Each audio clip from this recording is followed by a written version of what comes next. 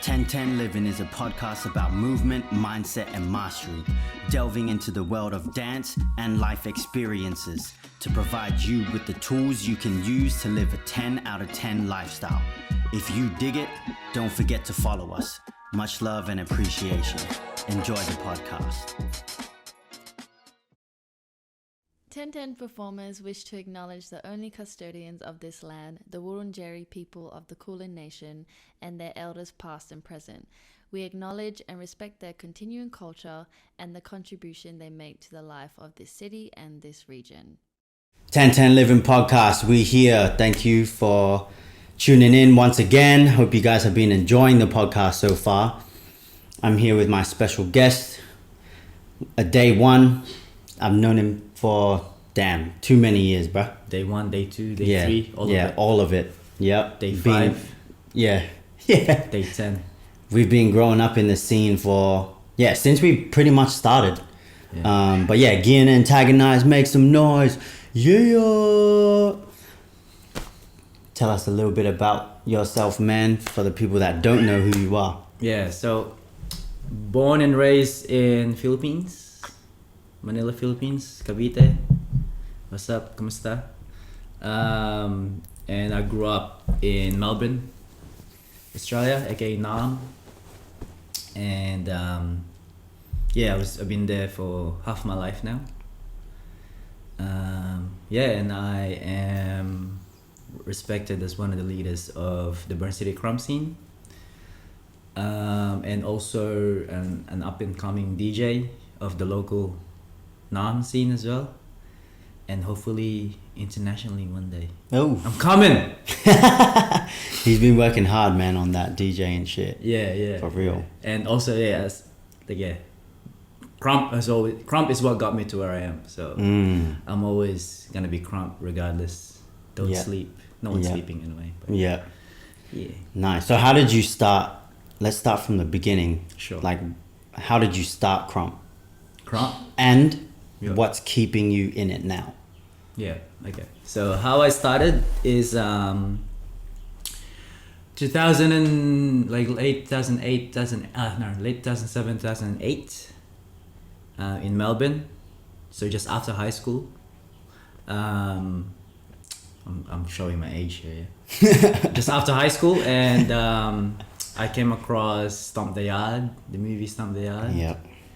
And I just saw that scene, the first scene where they're battling, the battle scene with Tada, Chris Brown, Marcus Houston, and Miss Prissy as well. Marcus Houston's not in Stomp the Yard. No, my bad, not Marcus Houston. Columbus Short. Yeah, Columbus Short. My bad. I'm talking about you guys first. T-Fly is in there. T-Fly, in there as well, and Lil C. Yeah. So seeing that movie, and then I kind of got hooked to whatever it is that I saw, which was Krump. And then I was talking about it to a high school friend at the time, and then he showed me Rise. Shout out to him. His name's Daniel. He doesn't dance anymore. I wish he still dance, but he won't see this. But hopefully he does. Hopefully he does. Yeah. That'll be dope. But yeah, shout outs to him too. Actually, because we thought he was gonna dance, and then him, and then. And then I can't, one thing led to another. I ended up randomly seeing Krump 1.0 DVD at JB Hi-Fi. I remember buying. That's crazy. You can find So the same. I think I found them there. Yeah. So the reason why I found it there, or I even knew about it, is because just searching through about Krump, looking it up on YouTube or just websites like Google and stuff. I came across the Krump Kings forum, the Krump Kings website. Yeah. And you can see whatever is available there. But obviously at the time, they weren't really, you can't really buy it online and they'll ship it to you. It wasn't like that. Yeah, no. But you knew... We didn't have that at that time. Yeah, but you knew it existed. Yeah. And one day I was just browsing through JB Hi-Fi. I still love doing that. randomly, I don't buy anything. I just go there. Yeah, digging. Yeah, I just go there, just look at shit, window shop. I came across Krump 1.0, Styles of Krump, and Spiritual Warfare. Spiritual Warfare. So 3 DVDs, I bought it all in one go. Or something like that. Yeah, and then I just started watching it, learning from Krump 1.0. Mm-hmm. Still not really knowing what I'm doing. I'm just shaking my body, just throwing arms around, whatever. And then fast forward to just on the internet, looking about, searching about Melbourne Krump, literally the keywords Melbourne Krump on YouTube and Google, MySpace, Google. Yeah. And then I randomly came across Chaos, Herma, shoutouts. Yes, sir. I came across his MySpace, and at the time he was promoting the Game 3 at Crazy. Melbourne Music Academy. So if you're from Melbourne watching this and you know about Melbourne Music Academy, it means you're old.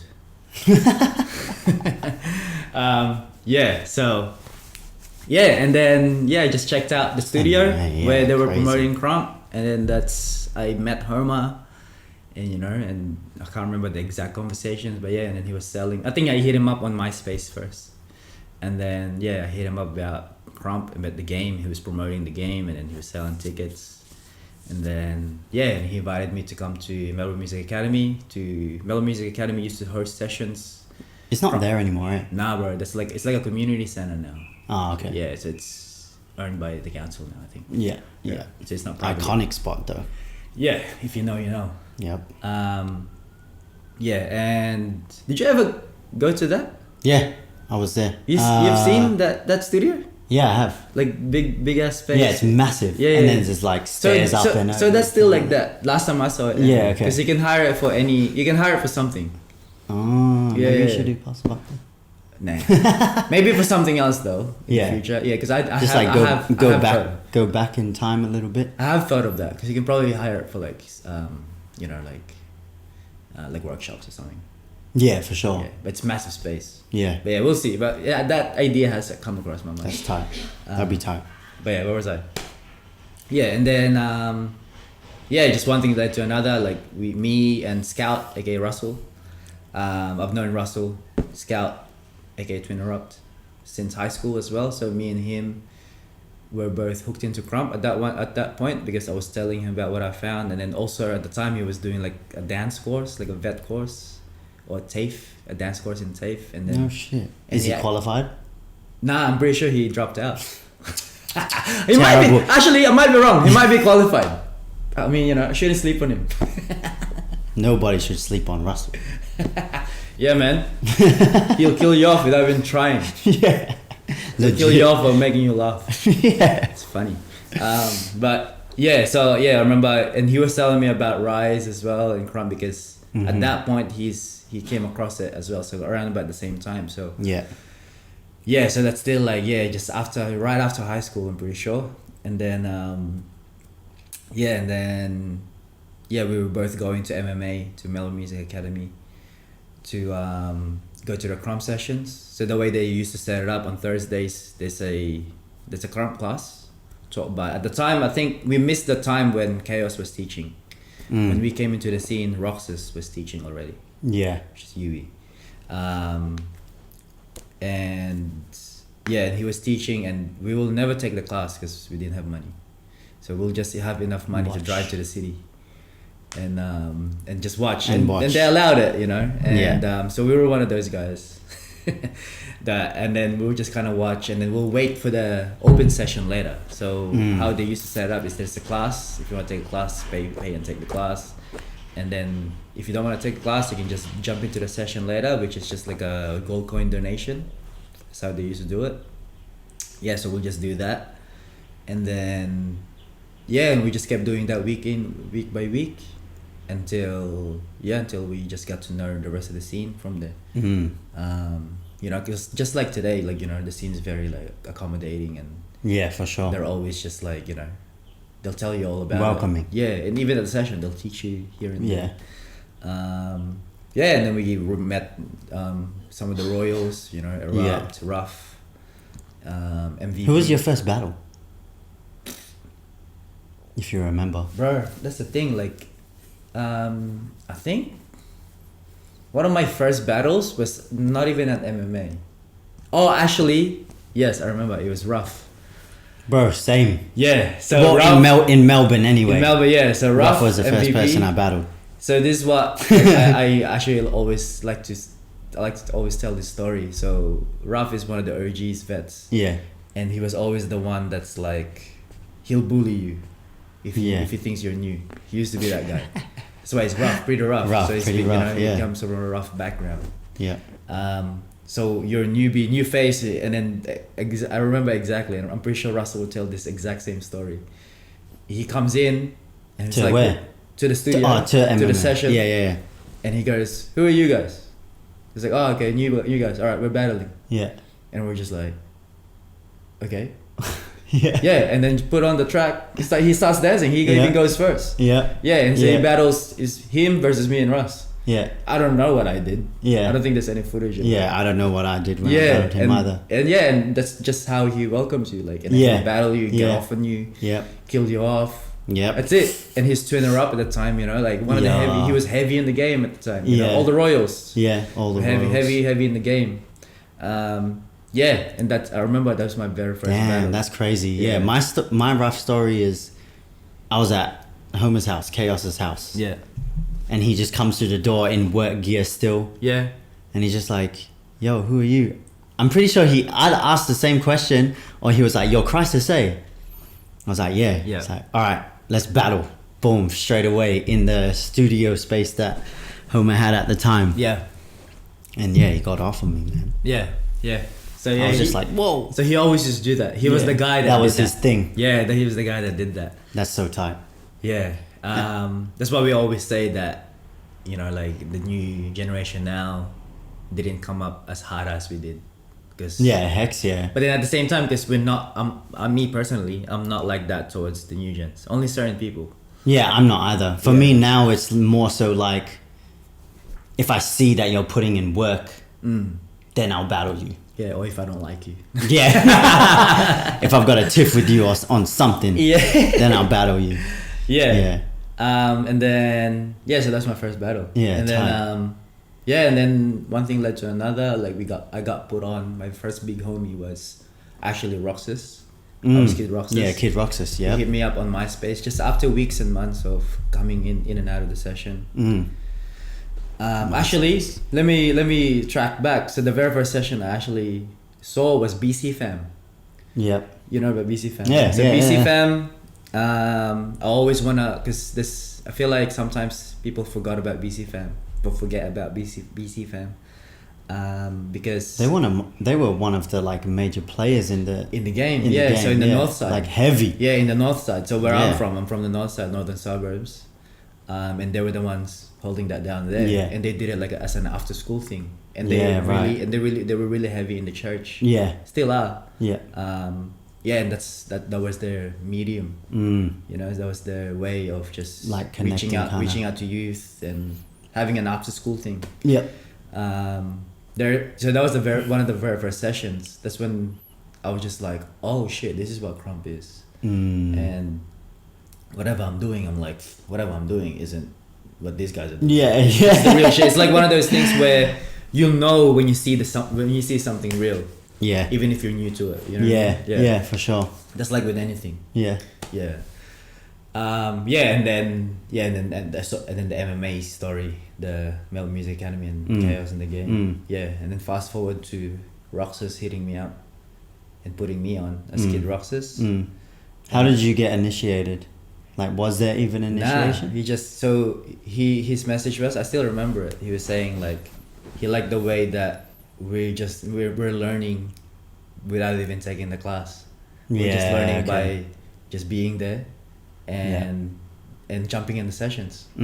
That's it. And then he liked that because that's very Krump. Like, hell yeah. You know, like we didn't learn from studios or anything like that. Yeah. Even though we were sessioning in a studio. Yeah. And then we were just doing that, and then I think it was like a week or a couple of days later, Chaos hits me up to be put under him. Popular as. Yeah, man.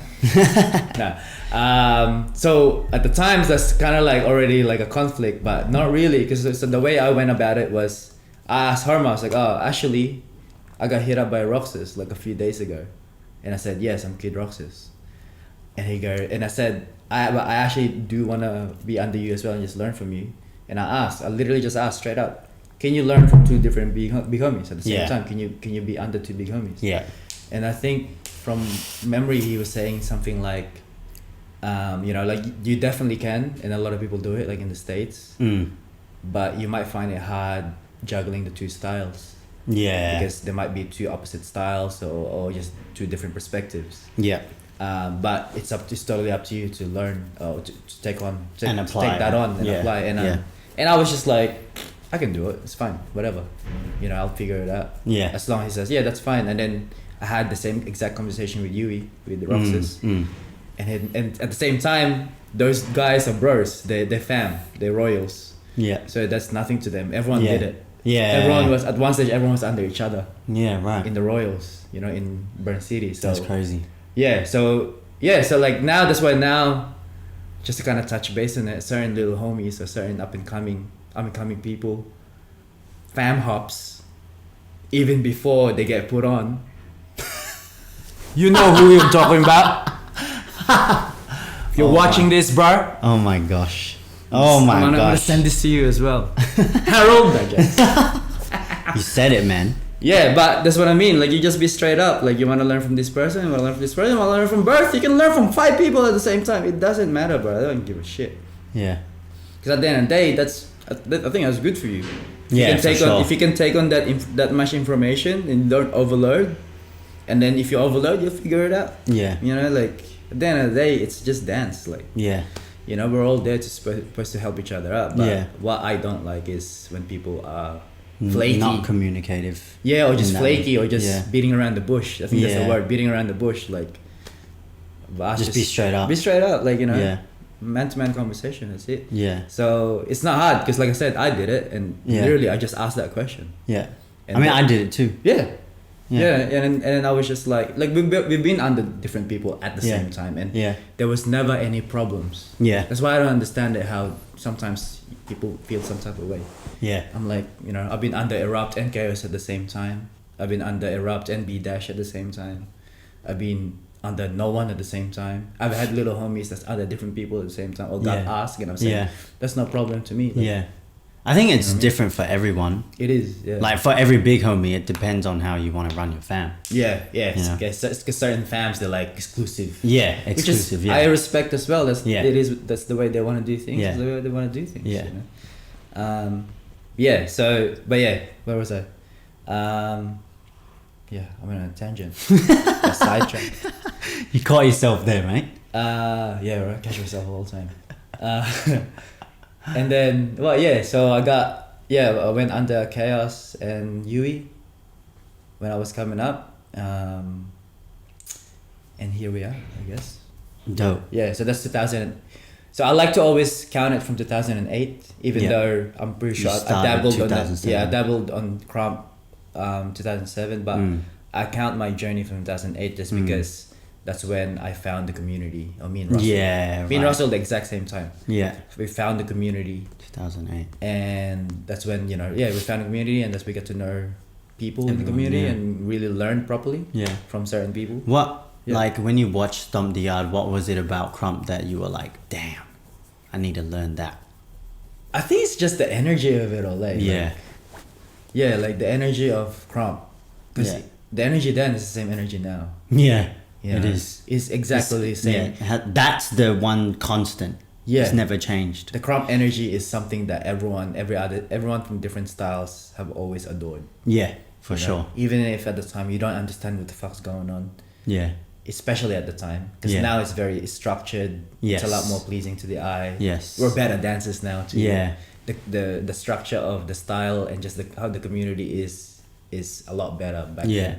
Did you have to, like, when you were coming up and, like, even in, I guess, the all-style scene and stuff, did you have to, like, really, I don't know how to ask this question, like, I guess prove that Krump was an actual dance? Because here, I had to do that. Yeah. I Because think a everyone lot was of us like, did. who the fuck, like, what the fuck are these guys doing? Yeah. Just throwing their arms and, Yeah, you yeah, know, yeah. acting like monkeys Yeah, kind of yeah, thing. yeah.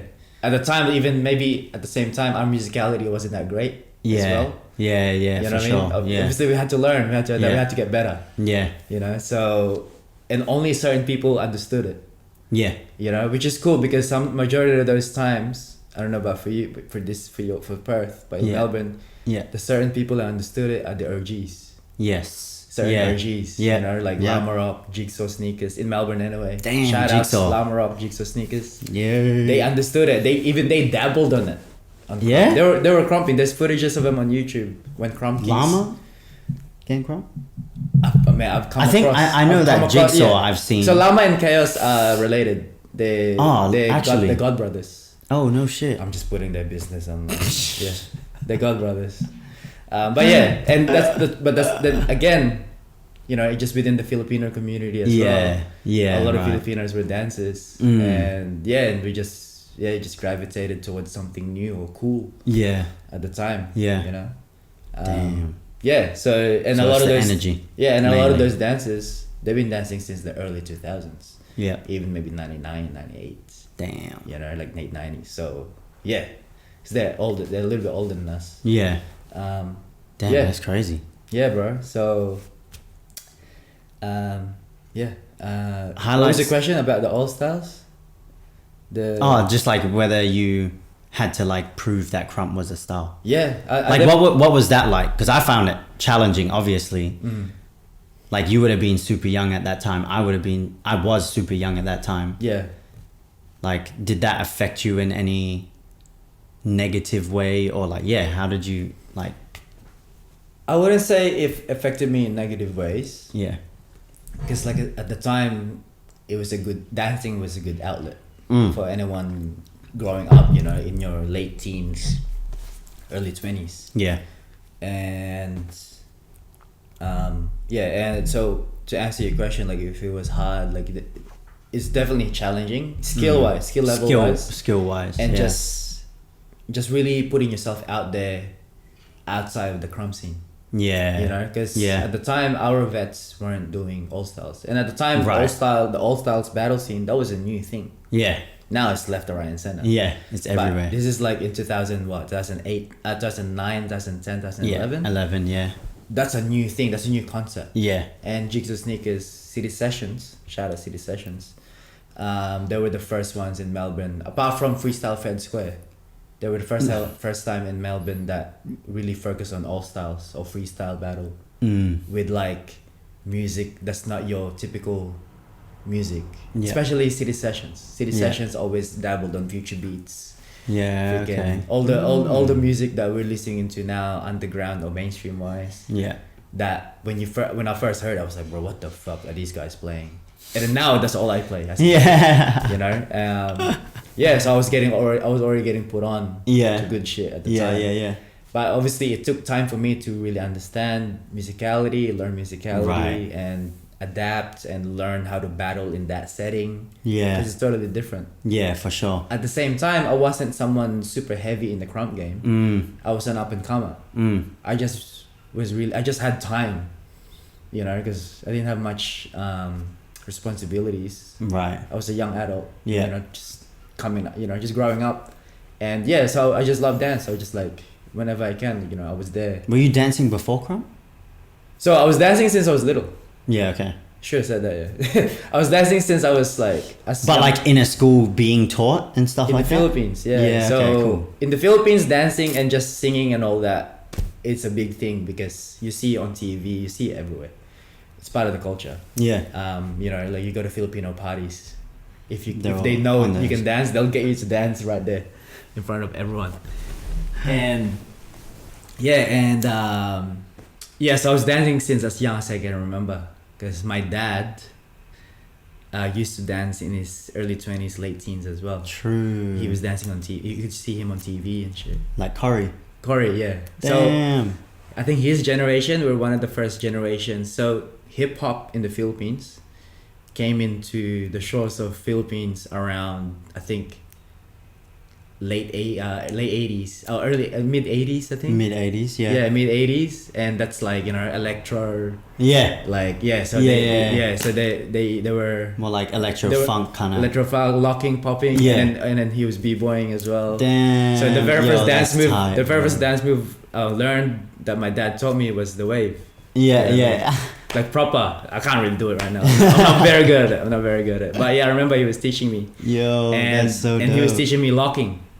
Yeah, and I was never really. Have you ever Yeah. have you danced with him since? Nah. He lives Bro, that in would be Vegas. crazy. Now. Yeah. Should just do that one time. Nah, I'll rip him. If it ever comes down to it. Nah. That would be crazy. Yeah, and man. then I remember he was even teaching me how to like hand spin. Like you're on the ground Oh, like this. hopping, like Yeah. Arra- He was trying to. I could never do it. shit. Yeah, but as young as I can remember, like I don't know, 5, Yeah, 6 right. years old. And then at school they'll teach you like modern dancing, which is just Yeah. like pop music, like Yeah. Backstreet Boys. Yeah. Shit like that until around when I was 14 when I migrated to Australia with my mom.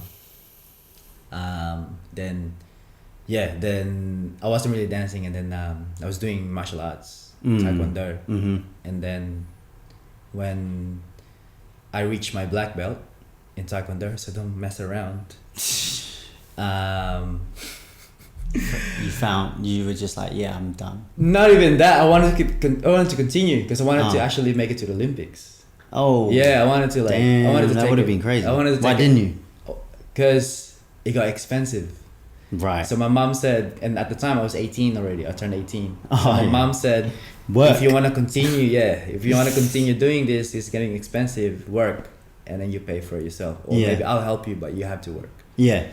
And then I was just like, nah. And at the same time, I already kind of found dancing, like Krump. Yeah. Yeah, so I found Krump around when I was 18, 19, I think. Yeah. And then I found Krump already, and I realized dancing is cheaper because it's free. You session in the streets. Like I'm like, sweet, I'll just do that. Like, Yeah. fuck taekwondo. Mm. So that's man. It's a mad tangent.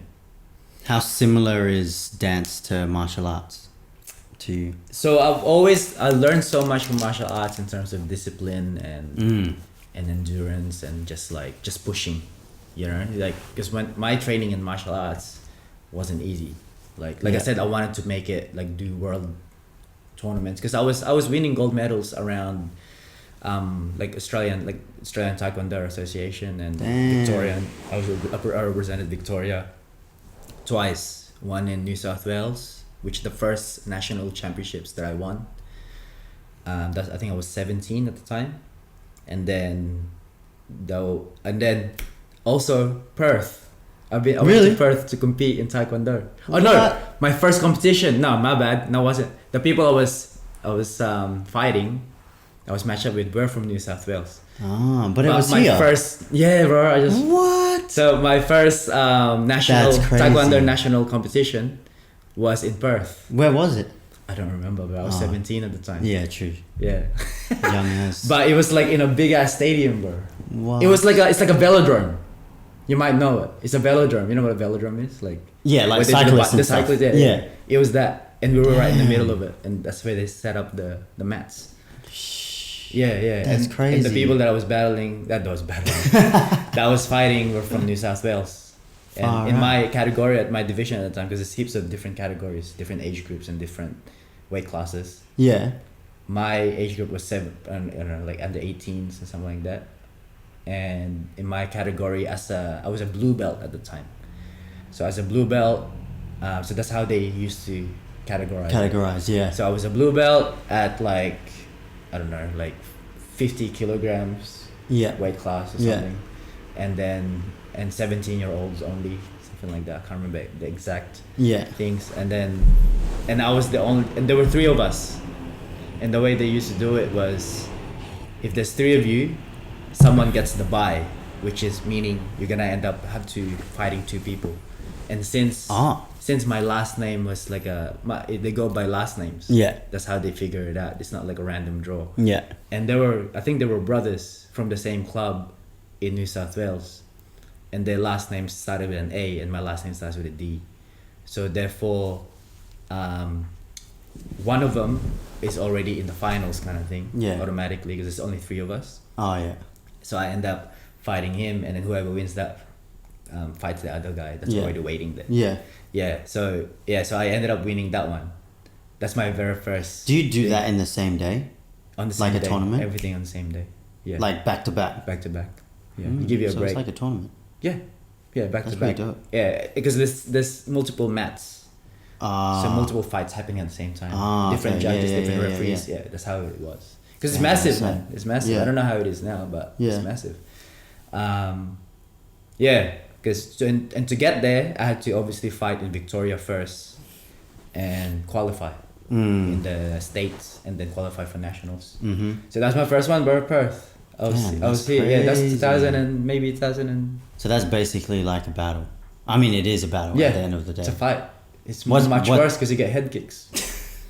You get kicked in the face. Because I remember I got I guess that's the first time as well that I competed with head kicks. Because the first time I competed, I was a yellow belt. No head kicks for yellow belt. Right. And you get head kicks from blue belt and above. Yeah. So and then I competed as a blue belt the first time there. And and these guys, I remember I was so nervous. And these guys were like fucking flying, kicking here and there. Like he was flying. I remember exactly he was flying, and I was just like evading him and shit. Damn. And then I managed to get the W. Shit. I don't know how. Because I was good. No jokes. Yeah. Nah, of course. I mean, I got the medals to prove it, bro. Yeah, exactly. And then the other nationals I did was Tasmania, and that's when I was already like 20, I think 18. And I lost that one because the person I was fighting, that was in red belt already. The person I was fighting, he looked like he was seasoned. He was older. He was way older than me. Because I was bad. I was competing in. That's the first time I was competing in seniors. Yeah. As an adult. Yeah. And I got my ass kicked on that one. Damn. Yeah. And then all the other ones I got in Victoria, like state. Yeah. And then I competed. And then when I reached black belt, it's just the timing that I really wanted to fight as a black belt. Yeah. Which I got to fight as a black belt, just state. Yeah. But I couldn't take it any further because just circumstances. Yeah. And stuff. And I got hooked into Krump. Mm. But it's Taekwondo is something that I really learned heaps from it, like in terms of discipline. Number one thing was discipline. And it's one of those things where I've always learned that, or always remember it, that if you believe in something, you go for it. If you want to do something, you go for it. Yeah. And like you gotta put in the work. Yeah. You know, like tough love kind of thing. That's how I learned it. Yeah. You know, and so how do you apply that to Krump? To Krump. So one thing that sticks to me a lot now that I remember the most is visualizing. So I use our master at the time, our coach, will always apart from all the physical training that you gotta do. Yeah. So it's like, he didn't call it meditation, but it's pretty much what it was. Yeah. Is he'll get you to like close your eyes, sit down in the it's not dojo. Dojo's Japanese. I forgot the terminology in Korean, but you sit down in the wherever you train, the club. And you close your eyes, you visualize how you are in the tournament. So you pretty much imagine or visualize. Yeah. How you gonna do? That's Krump 1.0 right there. Yeah, how you gonna move? How you gonna kick? Yeah. What's your motive? What's your tactics? Yeah. How you gonna approach it? That's you visualize all of that. So that's one thing that I always have applied in dancing in Krump. Yeah. That I'm visualizing. Especially if you're already labbed physically. Yeah. But then you visualize it like, okay, I'm gonna do it this way. Yeah. I'm gonna do it that way to what music. Yeah. And then in certain moments I'm gonna do this. If I put my arm here, I'm gonna do this. Yeah. Shit like that. Oh, I'm gonna taunt this way. Because I'm gonna talk to him. Blah, blah, blah. Yeah. So visualization was the number one thing that I learned from Taekwondo, and I apply to dance till this day. That's tight. Yeah. What would you say is your hardest battle? And why? Krump wise? Yeah. 1K. I battled 1K. Not many people know this. I got ripped. That's why I don't talk about it. No, I always talk about it. When did you battle in the Philippines? So there was one time when 1K was living in the fields. There's no footage, eh? There is. Oh, there is? 1000 versus Antagonize is the key word. Damn. Like 1000 as in 1000. Yeah. Versus Antagonize. Might have to watch that, man. Bro, we'll watch after this. Bro. You know 1K. 1K is a fucking crazy cunt. That's why I call him 1K. I call him one crazy. One crazy. He's crazy. And he's always been. Yeah. Like undeniably one of the best in the world. Yeah. Ever since I met him. And the first time I met him, like even like the whole trip in the Philippines, we were labbing together with session. I learned heaps. And when it came to the battle, guy whooped me. Like I did my best to like, you know, to just try to keep up. But yeah, high caliber. So that's probably one of my toughest ones in terms of like just trying to like battle and keep up with someone. Yeah. How many rounds? I think we went 2 or 3 rounds. It was an event. So they said exhibition. Remember back in the day there was no tournaments. It was set battles. Yeah. And we were like the main event, I think, or one of the main events. Yeah. And that was probably one of my tight. toughest I feel ones. like, I mean, I know that you're kind of bringing that back, but I think that needs to happen more. Like like exhibition battles and shit. Yeah. Because I don't know, it helps, in my opinion, it helps with the community, like understanding level, like what level they're at. Because street battles are obviously different. Exhibition battles, like it should, in my opinion, it should only be the high caliber people or the people that are coming up, like let's say light hitters that are really on the verge of being super heavy, you know, giving them the opportunity to do that too and like showcase it that way. But yeah, so what do you think is like missing from Krump? Let's just talk about like in Burn City. In Melbourne? Yeah, in Melbourne. What's missing? Yeah. In regards to that, I feel like Melbourne is actually in a very good spot in terms of the Krump scene reason why I say that is for the longest time we were pushing, like my generation anyway, after the OGs, we were pushing so much and, you know, doing events, sessions, organizing workshops, flying people over and stuff like that. And then now you actually get a lot of the new generation, yes, but they've been crumbing for like 5, 6, 7 years now. Yeah. Which majority now the people organizing sessions are Zero Sessions girls. Yeah. So I just want to shout out to the girls like Girl 13, Troy, and Little Antagonize, alongside other people that's organizing other things as well, like Young Trip, Priest, who else? Jay Antagonize as well. Yeah. You know, just teaching for free, like at the sessions. Yeah. Just stuff like that, like pushing the movement. Yeah. You know, like just doing whatever they know from what they've learned from us and just doing it their own way. Yeah. You know, and that's how I learned from my OGs, and that's how they learned from us, which some of them learned from OGs as well. So and my generation has always just been privileged to grow up with the OGs. Yeah. You know, like every time I speak to a rap, he always says how Krump in Melbourne is different now, but the essence still there because of people like us, me, Russell, and. Why did he say that? Like, what about it is different? For you know what OGs always say? They always like, oh, people are soft now. Oh yeah.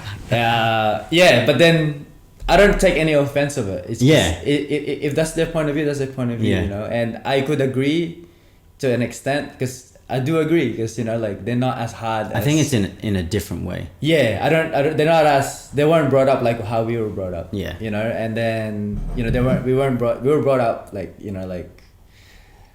Maybe some people would say it's a toxic way sometimes, like, you know, like tough love is toxic. So yeah, I could definitely agree with that. And they know that too. And then, but at the same time, that was also beneficial for us. Yeah, definitely. For a lot of us, you know, for a lot of our generation, you know, and but at the same time, you know, like I feel like just like within life in general, the culture changes. Yes. By each generation, it evolves Yeah. each time, regardless of what direction that goes. Yeah. You know, and you have to adapt. Yeah, and you have to adapt. Like it's either you have a sook about it. Like, and I don't like having a sook about things and complaining about things. I don't like doing that. Even though, I do. I used to always complain about things. Yeah. I still do. Yeah. but you know, you just kind of like roll with the punches. Or if you don't like something, then you do something else to change it. Yeah. You know, easier said than done, definitely. Yeah. And you just gotta learn on the go. Yeah. Pretty much. So what would you say is like, what did you learn from being a leader? Because you've been in that position for a really long time. learning how to listen to people. Mm. Yeah, because sometimes your ego gets in the way, Yep. and or your desires gets in the way. Yeah. That you can make shit happen. Yeah. But then at the same time, sometimes you kind of like have to step back Yeah. and really figure out, what needs to be done. Mm. And sometimes you really don't know it. Then I think listening to people, listening to your surroundings. Yeah. Really, and then listen to yourself, and Yeah. then really, and also choosing yourself. Ooh. You know what I mean? Like Yeah. when you choose you, for example, like say just one example is when there's a time where I wanted to throw in the towel as well. Like I was like, I'm done with Krump. I'm tired. Not because, because I know I'm a good dancer. I'm a skilled dancer. I know this, but just like you get exhausted. You're exhausted. You feel like you're especially if you're in it for a long time. It's Yeah. just like, I think that's why people just like end up stopping and and moving we've seen on it for so something. much. Yeah, so know? much, so Yeah. often. With different generations too. Yeah. OGs, vets, new people. Yep. And I understand it now. Mm. Now that I'm a little bit older, I'm like, I understand where they're coming from now, and it's totally fine. Yeah. Because at the time I always like questioned it, like, why are you stopping, blah blah blah, like you guys are just letting us do this and you kind of just left us. Yeah. So I was kind of salty about it. Yeah. But then at the same time, now there's more to life than Krump. Yeah. That people had to pick and choose their battles in real life. Mm. And it's just life, it's just adulthood, I guess. And and even that, like learning how to differentiate that and how to navigate myself within that. You know what I mean? And and just calling myself out on my own bullshit as well. Yeah. As a leader, or because there was a time when I didn't even really want to call myself as a leader. Yeah. I was just like, I'm just doing things, bro. Yeah. Like if people see me as leader, whatever. So even that, so learning how to really know who I am and what I am in the scene. Mm. So that's only maybe like a few years ago, when I realized, like, I am a fucking leader. Like I've done so much, this and that, without the ego. Yeah. Just like fully accepting No it. ego, and, like just facts. Yeah, just facts. Just facts. Okay, this is what I've done. And that's not even to show people like this is what I've done. No. Yeah. It's just for me, like, okay, because there was a Yeah. time when I was questioning, like, why are people looking up to me so much? Mm. Because there was a pressure in that too. Yeah, definitely. That I don't think people realize. No. But then I think a lot of people don't realize it. I mean, the only way that they can, even if you tell them, they might be able to understand it, but they won't actually realize how intense it can get unless they're in the position. Yeah. And then they'll be like, fuck, Yeah. I know what you mean. I know what Gian said. Yeah. Which isn't a bad thing. Nah. I think because there's some And it's people, not meant for everyone anyway. it's not meant for everyone. And again, everyone's wired differently. Right. Like brain chemistry is different. Yeah. For each person. But so for me, like when I was younger, I never used to get overwhelmed. I was used to that. Like I've grown up, like the way I grew up, my upbringing was, my upbringing was hectic. Like I've grown up in a you could say a hostile environment. In the household. Yeah. So in terms of being put under pressure, It was like that normal. was embedded in me. Yeah. Kind of thing. And then, so growing up in my late teens and early 20s, that was just whatever. I just go through life, just navigate around it. That's Yeah. it. And then when you get older, you kind of like, all that Realize. trauma kind of You comes realize, back, and you yeah. realize, and you're like, shit. Like I never had problems with anxiety, depression, all that. Never. And until I was older, like in my and like now. I'm Yeah. just like, So how do you use dance to deal with that? Like not to deal with it, but like to, I don't know, let it out, I guess, or like feel through it, or free yourself from it. Like what's that like? And how do you deal with it outside of dance as well? Yeah, because so for a lot of people, that's what they always used to say. Yeah, dance is therapy. Yeah, back in the day, Yeah. So because sometimes they might have grown up in a hostile household, and that's how they use dance as an escape. Yeah. So, but for me, it was like just an extracurricular activity. It was Right. something that I knew I was good at and I enjoyed. Yeah. Because I was naturally talented in it. Yeah. And then and I just enjoyed it, and it was just something to do, really, an extracurricular activity. Mm. And then now, since like there was a time where I kind of took a step back from Krump. Yeah. I'd like to say I took a break, but really I was always But really you didn't. yeah, right. Still at the sessions and shit. Exactly, you know, and then I'll still push whatever, and then, but you know, like in saying that, there was a time where I was teaching, you know, heaps, and that was like my bread and butter. You know, and so when I stopped doing that, and I kind of just really like took a step back. And now I really enjoy Krump as again kind of like a hobby. Yeah. And yeah, I'm just really enjoying it for like as an outlet. Yeah. You know, like yeah, like if I'm feeling down, I'm gonna go to a session or listen to music. I would go to a session, listen to music, or dance to that track. Yeah.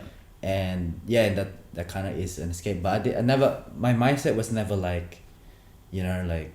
There was a time where I kind of like, for example, I'm frustrated with work, then I'll use that as a freaking material. Yeah. And that was tight. Yeah. But yeah, I only did that like once in a while. Yeah. I was always just like there because you just felt free to just dance. Yes. And it was just a good feeling, like a euphoric feeling. Yeah. You know. Yeah. So that's what I did, and I never really like drinking and all that. Like I smoke weed, but that's about it. Really. Do you feel like people now, like that are coming up, do you think that they... No, how can I ask this question?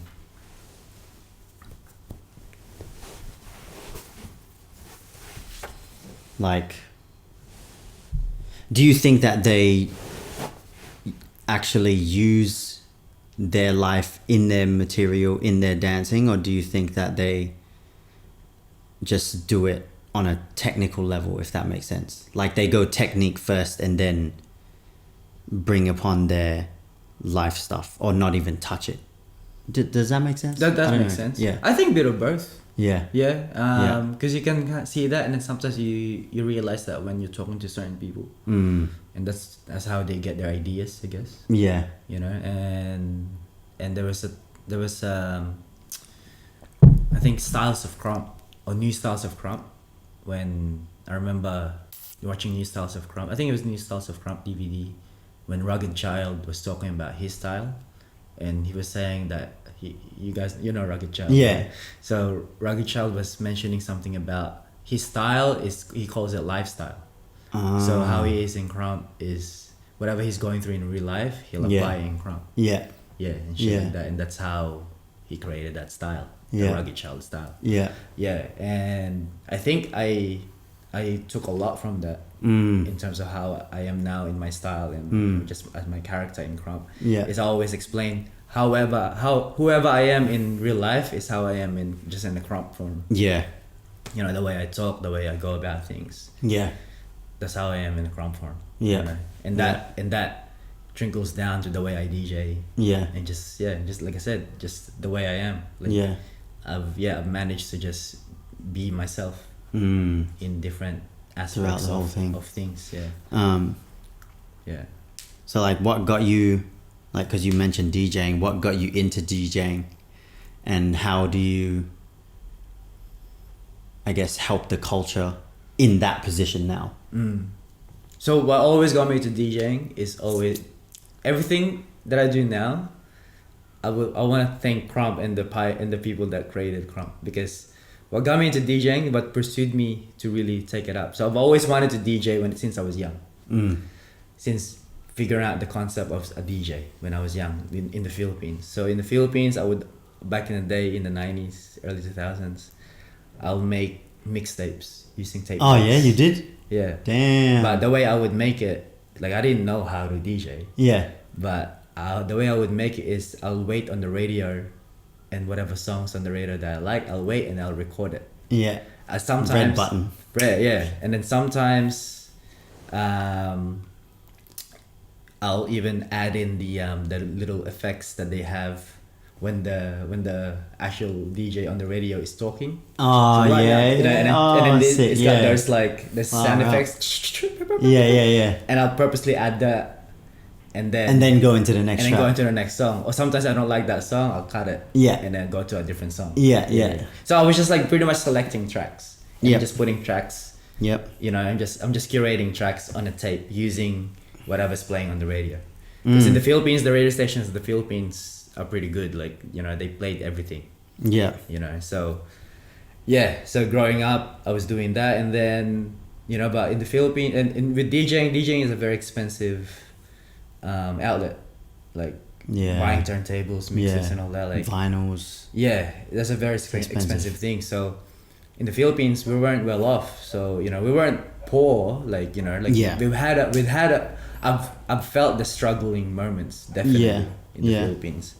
But I don't want to say that we were poor or anything like that. Like, you know, like, yeah, we were just going through life. My parents were just figuring it out, I guess. And yeah, but we didn't know anyone that was DJing, so I didn't really care much. But then, if anything, I learned actually how to play drums in the Philippines, because my dad had a friend that played drums, so I kind of just learned by watching. Yeah. And he actually taught me how to play drums. Yeah. And then, so that was my musical background, was that. Yeah. And then, fast forward to when I'm already in Australia, when I was already like 27 years old. I've always wanted to, leading up to that, I've always wanted to learn how to DJ, because at All Styles battles, people always complain, at All Styles events, people always complain that there's no Krump music being played. Yeah. And I was one of those people. Still happens. Yeah, but I was always one of those people that thought, actually, you know what? I don't want to complain to these organizers and these DJs, because they're not Krumpers. They don't know where to get these music from. Yeah. I do. Yeah. But I just don't know how to DJ. Yeah. And I told myself one day I'm going to learn how to DJ. And that was my motivation. Yeah. And then I came across this competition called Your Shot, because of one of my friends, Jay. Shout out to Jay Mayer, aka Mac Mayer. TLP fam, the listening party. You guys know who you guys are. He introduced me to that in 2017. So basically, Your Shot is a competition that they get novice or zero to, you know, like people that has no experience at all, or maybe little experience. They'll teach you how to DJ in 6 weeks. Like all the basic fundamentals, like mixing, not scratching and all that, like just basic fundamentals of mixing and how to work the equipment. Yeah. And they'll teach you that in 6 weeks. At the end of that course, they'll get you to do a 20-minute set in front of everybody. Sick. Was that on vinyl? Nah, digital. Everything's digital. Yeah. Okay. Yeah, digital. Yeah. So I learned digital first on controllers. Yeah. And then so that was, and I remember in that 20-minute set, I even played like 3 Krump tracks. Sick. At a party. I think I actually remember, like I wasn't there. Yeah. But I remember talking to you about it, and you were like, yeah. Yeah, and you might have seen. Didn't you get off? Yeah, I got off. Yeah. I was getting off the decks. Yeah, and that was like, and that was my goal, to just learn how to DJ, and then hopefully DJ All Styles battles. You know, and just because, you know, having the experience of battling. Yeah, for sure. And just as a dancer. Yeah. And someone that loves music. Yeah. So that was my main motivation, was to put Krump music on these All Stars events. Yeah. Yeah, and then, which I managed to do. Yes. And you're still doing it. Yeah, so I've achieved to do it, and then now, like, you know, like now that I'm friends and I'm in a crew called BTTV, Back to the Beats. So shout out to Naru, 1010, and Lamarok, aka Fave Sun.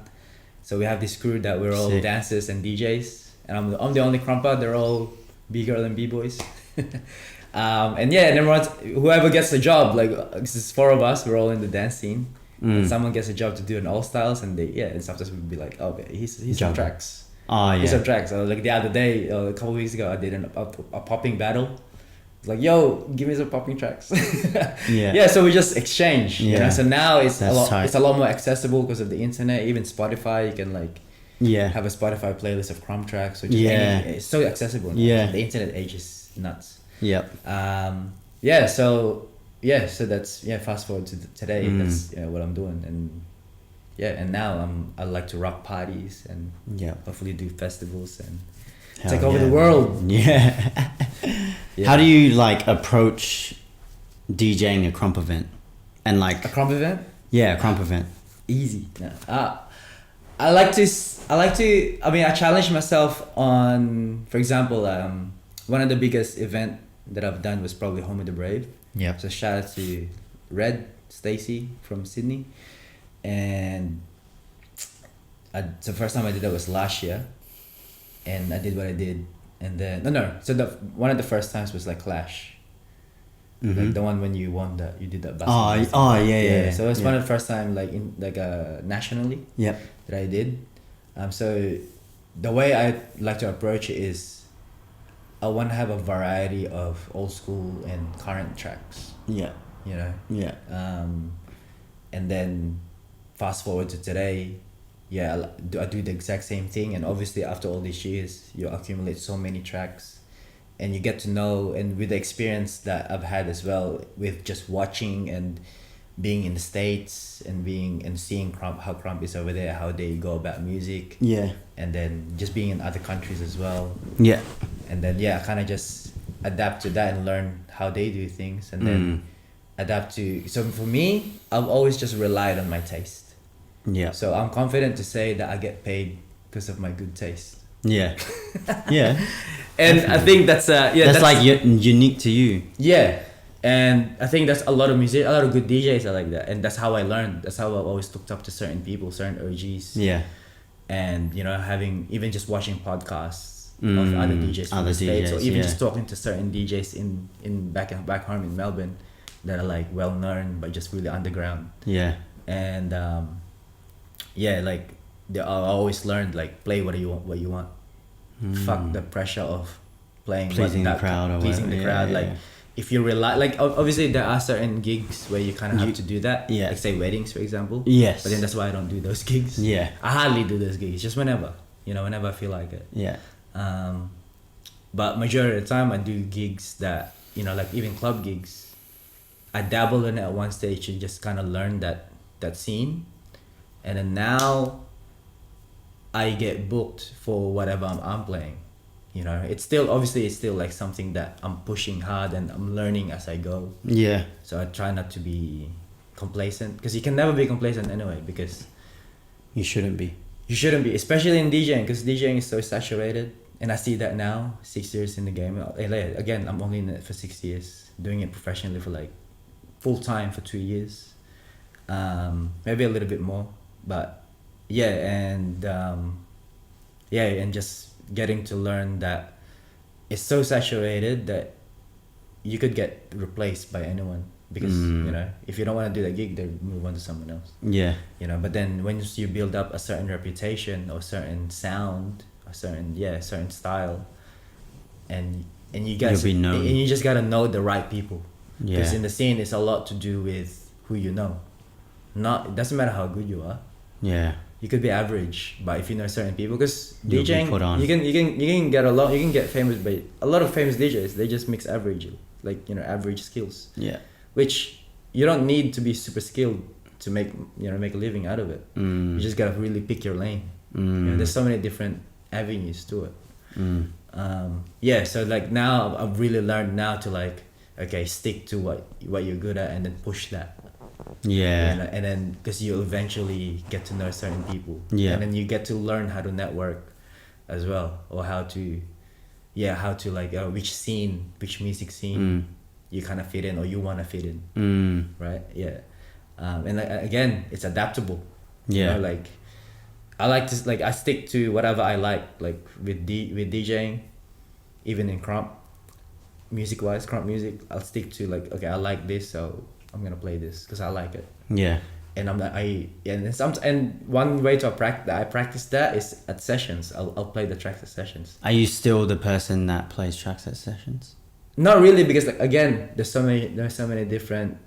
It's easily accessible now. Yeah. But every once in a while, I'll go up to like I'll tap Gian. I'll be like, yo, play this track, or like because I heard it, or like I saw it in a footage, like that track goes off. Yeah. Yeah. So sometimes she might not have it, so like, oh, let me connect my phone. Yeah.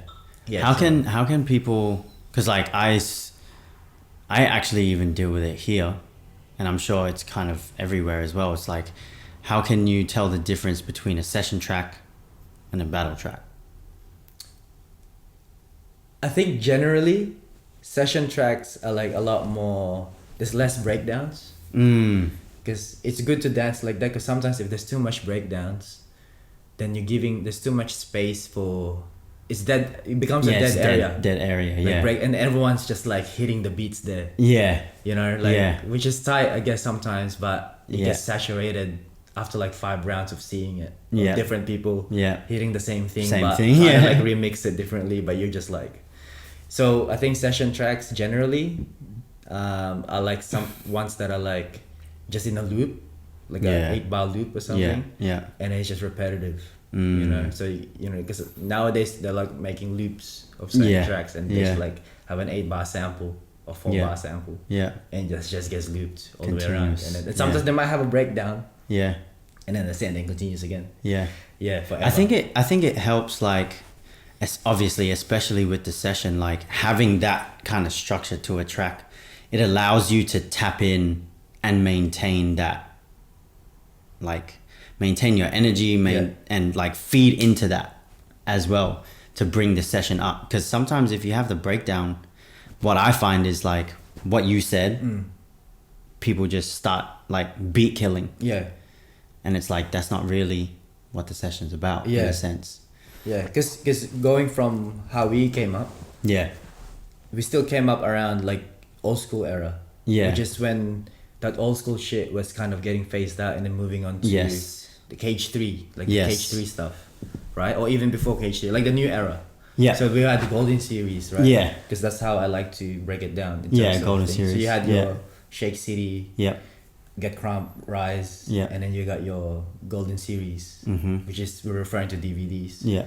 Krump Kings. Yeah, Krump Kings, Golden Series, and New Styles, Yeah. New era. New era, So moving on, even the new era of Krump, was that still like, it was still, because that's how I came up in the new era of Krump, when a lot of the tracks like Traximus and that, like they were making, and Alphabex and all that, those tracks were repetitive, they're just loops, and that's how, and back in those days you'll session to that, you'll battle to those tracks. I was legit thinking, like, as you were talking, I was like, damn, there was no real difference between session and battle tracks. I get as well, the reason for that is because there wasn't much tracks. These guys didn't sell the tracks back in the day. True. They kind of just kept it to themselves because they didn't really know they came out. So the only way that we can hold on to a certain track is if you like sweet talk someone on AIM. Oh, damn. Remember those? Yeah, sweet talk someone on AIM or MSN or on the forums. On the forums. Or you track trade, you know, like even that was part of a culture, trading. Track trading. And then once someone gets a track from that we saw in the DVD or we saw in the random footage, it would just we'll dance to that one track at every session for the next month or two. Now everyone's just like now everyone's selling it, and if you don't want to buy it, you got Spotify.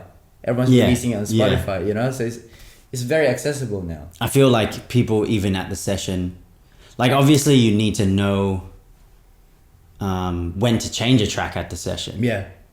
I want you to touch on that, but like now at the sessions, a lot of people don't even dance to the track for the whole session, for example. The track will just change because it's just on a playlist. It's just on a playlist, or like they'll just end up changing it anyway. Because they get sick of the track, or you know. I think it's just people's short attention span these days. Maybe. Probably. But then that's the thing. Sometimes I think people just do that is because they're just sessioning. They're just practicing. So they're just letting that go. But then there's certain moments where, oh shit, this track just came out. Like we've been waiting for this track because we saw it at EBS or we saw it at Beast Camp session. And this is all they were dancing to. So if I go to a session, like I'll play this track. And then we'll dance to that for ages. So sometimes I like to control it that way. You know, like dance to this because that's a man track. Or sometimes if Shion is playing a track and I'm just like, whoa, what track is this? I'll ask her, like, what track is this? And she's just like, it's this. Just put down repeat for a few minutes. And then now the people are starting to do that more. I think people are understanding it now. And at the end of the day, sometimes I just people just don't care what they're dancing to, so they're just dancing to whatever. True. Until they find something that they like. You know. But for me, I'm always searching for something that I like. If I don't like it, then why am I wasting my time on this? Right. Because there are a lot of average tracks out there. Man. And they just like it's saturated. There's so many now, and that Sometimes which is great Yeah. that it is. Like there's so many tracks out there, but it's yeah, a lot of it sounds very much the same. very much the same. And then regardless of who's making it, you know? Yeah. Because I think sometimes people just share the same sample packs, and people using the same synths. Yeah. It So is- when it is you- what it is, though. Yeah, for sure. When you watch Krump footage, who are you watching at the moment and why? Nobody. I hardly watch Krump footage, man. Yeah. I try to watch, like, on my algorithm on Instagram, 1K always pops up. Yep. Actually, Concrete is someone that when I watch Concrete, I'm always learning something watching him. Especially when it comes to musicality and how he approaches, just how he approaches the style Yeah. and his way of doing it. Yeah. You know, Yeah. Beast as well.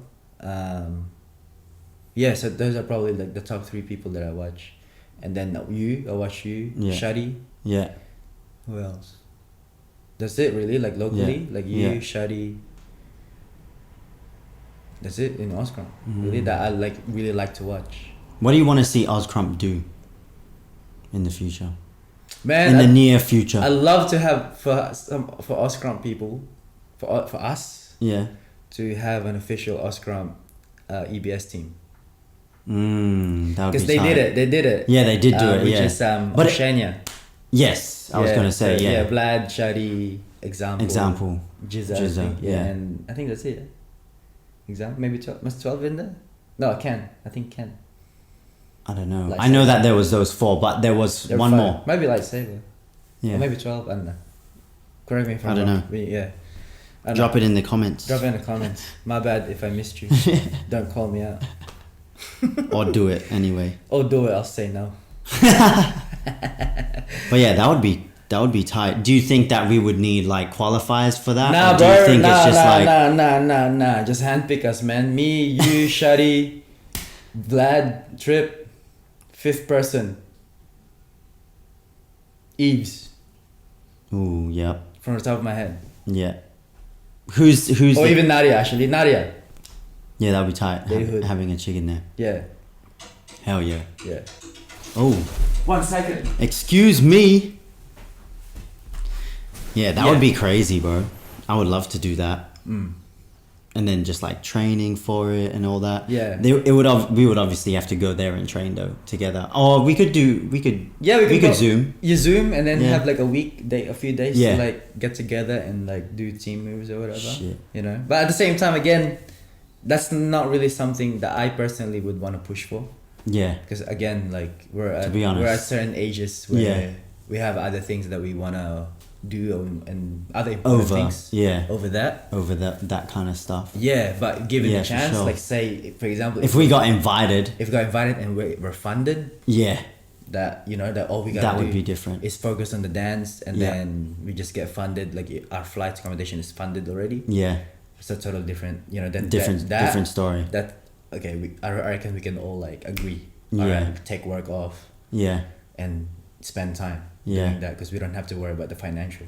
Yeah. You know? For sure. Yeah, so that would be the dream. Yeah. If we ever get funded like that, I'd be down for that shit. Mm. You know, because even if I'm not a part of it, like, Right. even if I see it, Just having a team. yeah, like that's funded, I think that's that'll be very very beneficial. Yeah. Because that that takes away a big chunk pressure. of our pressure and worry.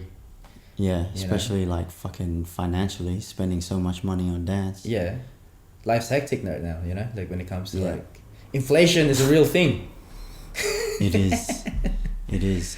But like, what if it was like, besides like the travel thing, Mm-hmm.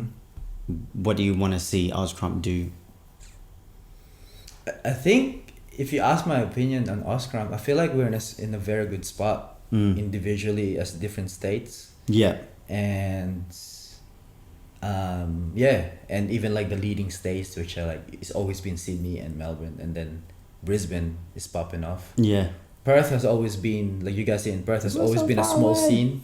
Yeah. Far away, but it's small scene, but you guys have always done what you guys do best, and I think we're in a very good spot Yeah. you know, whenever people ask me this question, I feel like we're in a very good spot that everyone is able to do whatever they want to do in terms of Krump, and everyone has. We might do it, or even we might have different methods and different perspectives. Yeah. But the main goal is still the same thing. Yeah, definitely. Which is Krump, you Right, know. yeah. It's like talking Krump. about religion. Yeah. We all have a different Yeah. languages and blah blah blah, or even different names. But at the end of the day, we're praising a higher being. Kind of Yeah. thing. Yeah. So even if you're atheist. In a Yeah. way, But like, as a collective though, do you think As a there's collective. anything that we can do to, I guess, support each other more, or like make things more fun, or you know what I mean? I think like in the bigger picture, it would be cool. It'd be mad if we learn how to get like grant writing, like how to get grants from the government, because that's been coming up a lot lately, Yeah. even in my space as well. yeah, because that's where in terms of financial, because you need money to run things, and a lot of us do this for a living, even if it's part-time, full-time, or casually. Yeah. And as much as we love to do it for the love of it, Yeah. things cost money, Yeah. you know. For So sure. because even And like, doing it out of your own pocket, man. yeah, it's, If you know what I'm talking about. yeah, like I mean, if we're being real, Spend thousands on yeah, and just to be- traveling and Yeah. events, flying people out here. yeah, Didn't really see any returns, well, financial return anyway. yeah, And it hurts the pocket, man. it does. And at this age that we're all like in our early 30s and late 20s, Yeah. like I said, inflation's a real thing, and you gotta pay bills. You got all these worries Yeah. that sadly Yeah. money is involved, and money makes the world go around, I guess. And at the end of the day, things cost money, you know, for you to do things. Yeah. And if you want to do it right, Yeah. you gotta, you know, and even if it's like in a small budget. Yeah. For example, like if only people can only pay me a certain way to DJ or to judge, Yeah. I'd take it. Yeah. You know, like because at the end of the day, I know this is coming from your own pocket. Yeah. But certain right. events in certain cities, states like Melbourne, and I know Sydney does it, we can get grants now from councils and governments. So I feel like as Krump, like certain leaders of Krump, including ourselves, should really invest and learn how to grant write, because that's how we'll be And be able. professional. Yeah, and that's how we'll be able to learn that in due time to use that, you know, whatever funding we get, and then that's how we can make a living out of it. Yeah. You know, because even in the music scene, that's how people make money. Yeah. Grant writing. The key, and I heard it from some of the OGs, they're like, the key, if you want to make money out of this, and it will apply in dance as well, you got to learn how to write, like grant writing. You got to learn how to do that. If you have that skill, you can make money out of this, and that you can make a living out of this. You can make a career, Yeah. like sustainable career. Yeah. That's where it's at. Yeah. Because that grant writing skill, you can use that for other countries as well. You know, because I've been a part of it. I've been like, you know, I've been fortunate enough to get flown to London to do a theater show. Yeah. And push I remember street you dance doing as that. well. Yeah, with 9 Dimes. Shout outs to Efren from Cypher Culture. We did 9 Dimes. That was the name of the show, which actually we didn't get to do because of some of our dances didn't get proper Like visas. or working something. visas. So therefore they couldn't work. So therefore we couldn't really do the show. Damn. But we still went, and some of us went, and we just did something else in the festival that we were a part of. Oh, okay, Yeah, we just cool. did like a showcase of street dance. Yeah, Yeah. nice. Which was still good, because that trip, everything was paid for, and we got paid to go there Yep. as well. The grant writing thing. So I feel like if we can put it, even if we don't work together, even if, you know, somehow, you know, like we can get a grant for like, I don't know, let's just say, if I'm dreaming, like 30 grand money, and then we can fly everyone, Yeah. you know, or fly certain people from different states, cities, or even countries, Yeah. and do like some sort of EBS, or even like Australia, New Zealand type thing, Mm. an event. That would be so tight. It's definitely possible. Definitely possible, because, you know, pass the buck. is happening. Possible X Battle Royale. Quick Yes, plug. sir. Yes, sir. Talk about it. Feb 9th to Feb 11th. Yeah. Yeah, we're gonna make something like that happen. You know. I'm excited for that one. Yeah. So yeah, I gotta get to work. Me and Vlad gotta get to work. Vlad? Let's work, bro. Let's do it. Otherwise, no one else gonna do it. But yeah, if that makes sense. Yeah. Yeah, I think that'd definitely. be cool. That'd be cool to see something like that. To to just see us flourish more in our own cities, in our own country, really. Yeah. And put up events, because at the end of the day, whenever you have like a national event, man, it's so rewarding. Yeah. Being there it and is. just like, you know, connecting with other people. Having everyone there and vibing, bonding. Yeah. In and outside of Krump. Yeah. You know, and getting to know, because now there's so much new people. Yeah. You know, and like especially Sydney, you go to Sydney, fuck man, they have like a gazillion Krumpers there. There's heaps. And half of them are Filipinos. Everywhere. Which is cool, you know? Yeah. I understand the language, so yeah. So yeah, something like that. You know? Nice. So we can, you know, because it can get really exhausting whenever you're like saving up your own money from your own hustle to, you know, to put up an event, and then because at the end of the day we're all doing it for the love of it. Yeah. You know, and sometimes what kills it is the stress behind it. That apart from the stress, am I gonna break it even and that's what or I was gonna even say. make profit? Apart from the stress of running an event, the stress is behind your brain saying like, am I gonna make it even, or am I able to afford this? And then all your other worries, like you know what I mean. So yes, but when you have a certain funding, that takes away a big chunk of that weight. And of that you just stress. get to focus on the quality of the event. And just really organizing something mad. And the flow, that will trickle down to the flow of the event on the day. And afterwards. Right. You know. That's tight. So I think you know. So I encourage, like, you know, yourself, myself, and everyone else from other states. If you know your state or your city or your local council, look up for like grants for arts and entertainment and stuff like that. Because again, there's different grants from what I've learned so far. There's different grants that you can so many different kinds. And sometimes it just, you know, sometimes it could be $5,000, sometimes it could just be $100. You know, but regardless of what you're doing, it might just work, you know. Because sometimes, like nowadays in Melbourne, we haven't had a proper Krump event in Melbourne, apart from the street events that we've been doing, you know. And the street events is just like, it's just like a session really, but it's just a lot more organized and presented differently. You know, and people come down. You know, and it's free. You know. So even doing stuff like that, imagine if we have a grant and then we'll do like a street tournament. You know, like anyone can join and no radio money involved, but we have say $100 or $500 from the council. Bang. You know what I mean? Because in Melbourne there's shit like that happens. So I'm sure we can somehow work towards it. And you just gotta read guidelines. Really, just do your research and educate yourself in that space. For sure. Well, I don't think I asked this question. I don't think we touched on it, but like, what keeps you in Krump still? Because you've been doing it for 15 years. 15 years now. What keeps me in Krump is, again, since kind of stepping back from leading the sessions and organizing sessions and stuff and teaching, I've now kind of like rediscovered my love for it as Krump as an outlet. You know, so there's less pressure for me. I can just focus, because I never really used to like be battle hungry. I still really am not. I don't want to say that I'm battle hungry, but I'm more hungrier now, because I think now I'm in a better headspace. That, you know, like at this point, I really just want to test myself against certain people like yourself. You know, like my recent hard battles were probably you, which is a couple of days ago.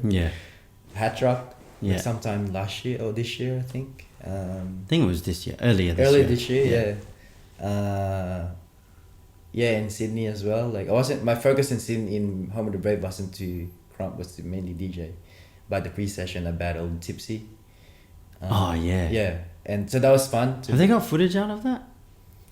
I don't know. I have my footage Oh, okay. on my I have my first and second round on my Instagram, Yeah. but I don't know about Because I ain't seen Tipsy.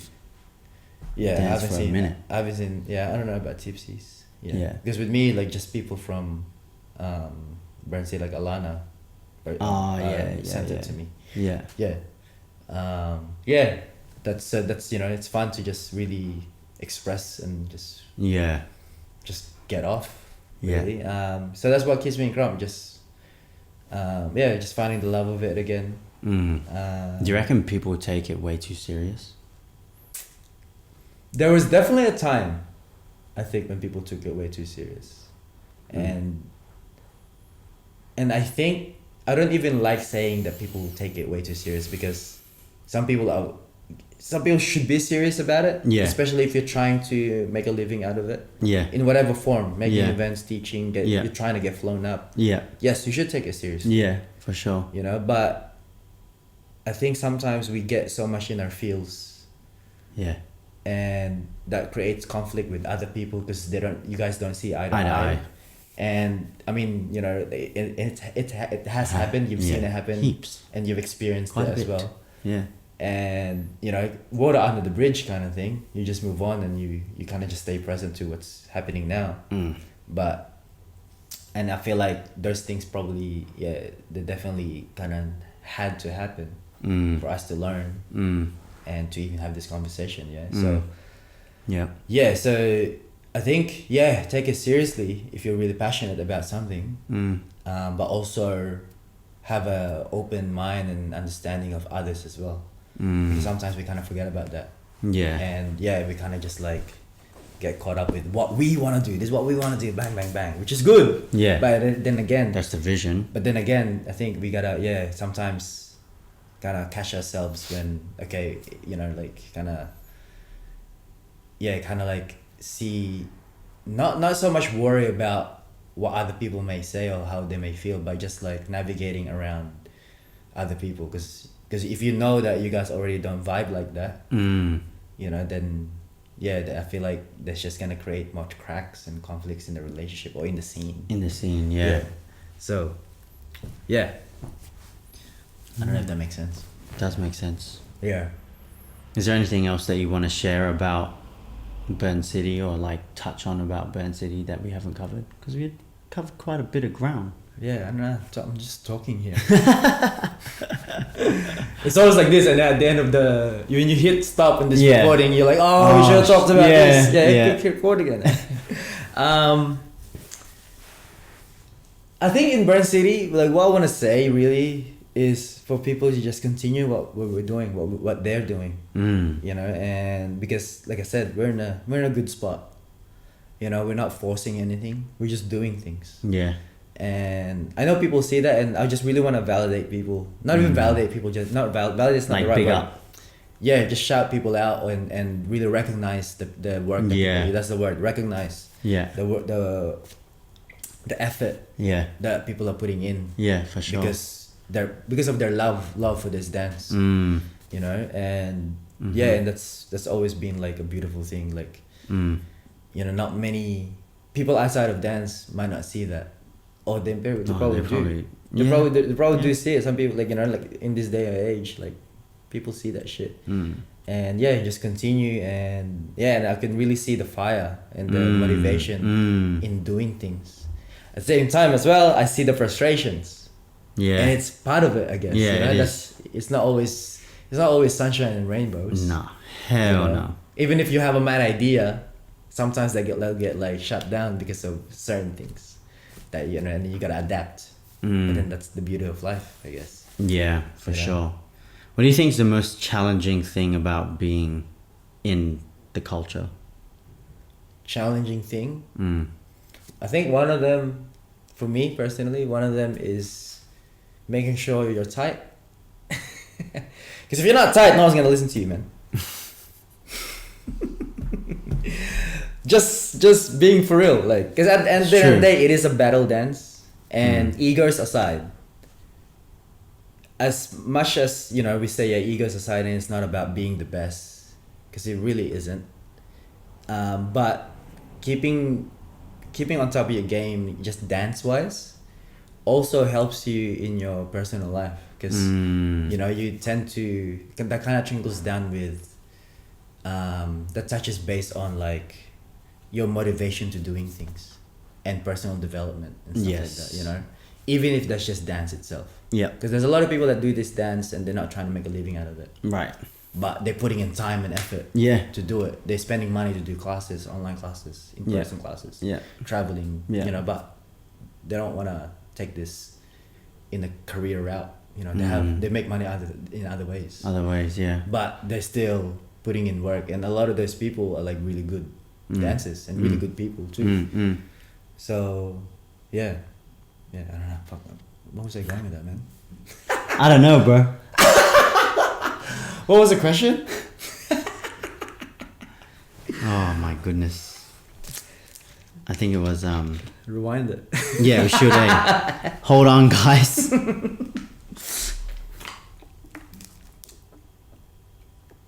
Fuck, I don't know. Can we turn on the aircon? Yeah, go on. Do it. It's getting warm in See, here, this is why I man. can't think. Because it's warm. My brain is getting fried because it's warm. We're in Perth, Western Australia. And it's I'm from Melbourne. It's hot cold right all the now. time. It's hot right now. Yeah, it's getting hot. The sun's coming out, Yeah. which is good. In Melbourne, we don't see the sun. Only a little bit. Only a little bit. 1% for like of the 5 time. minutes. And then it's hailing. I don't know it. Crazy. Yeah.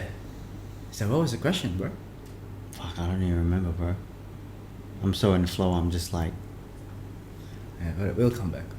Anyways. Yeah.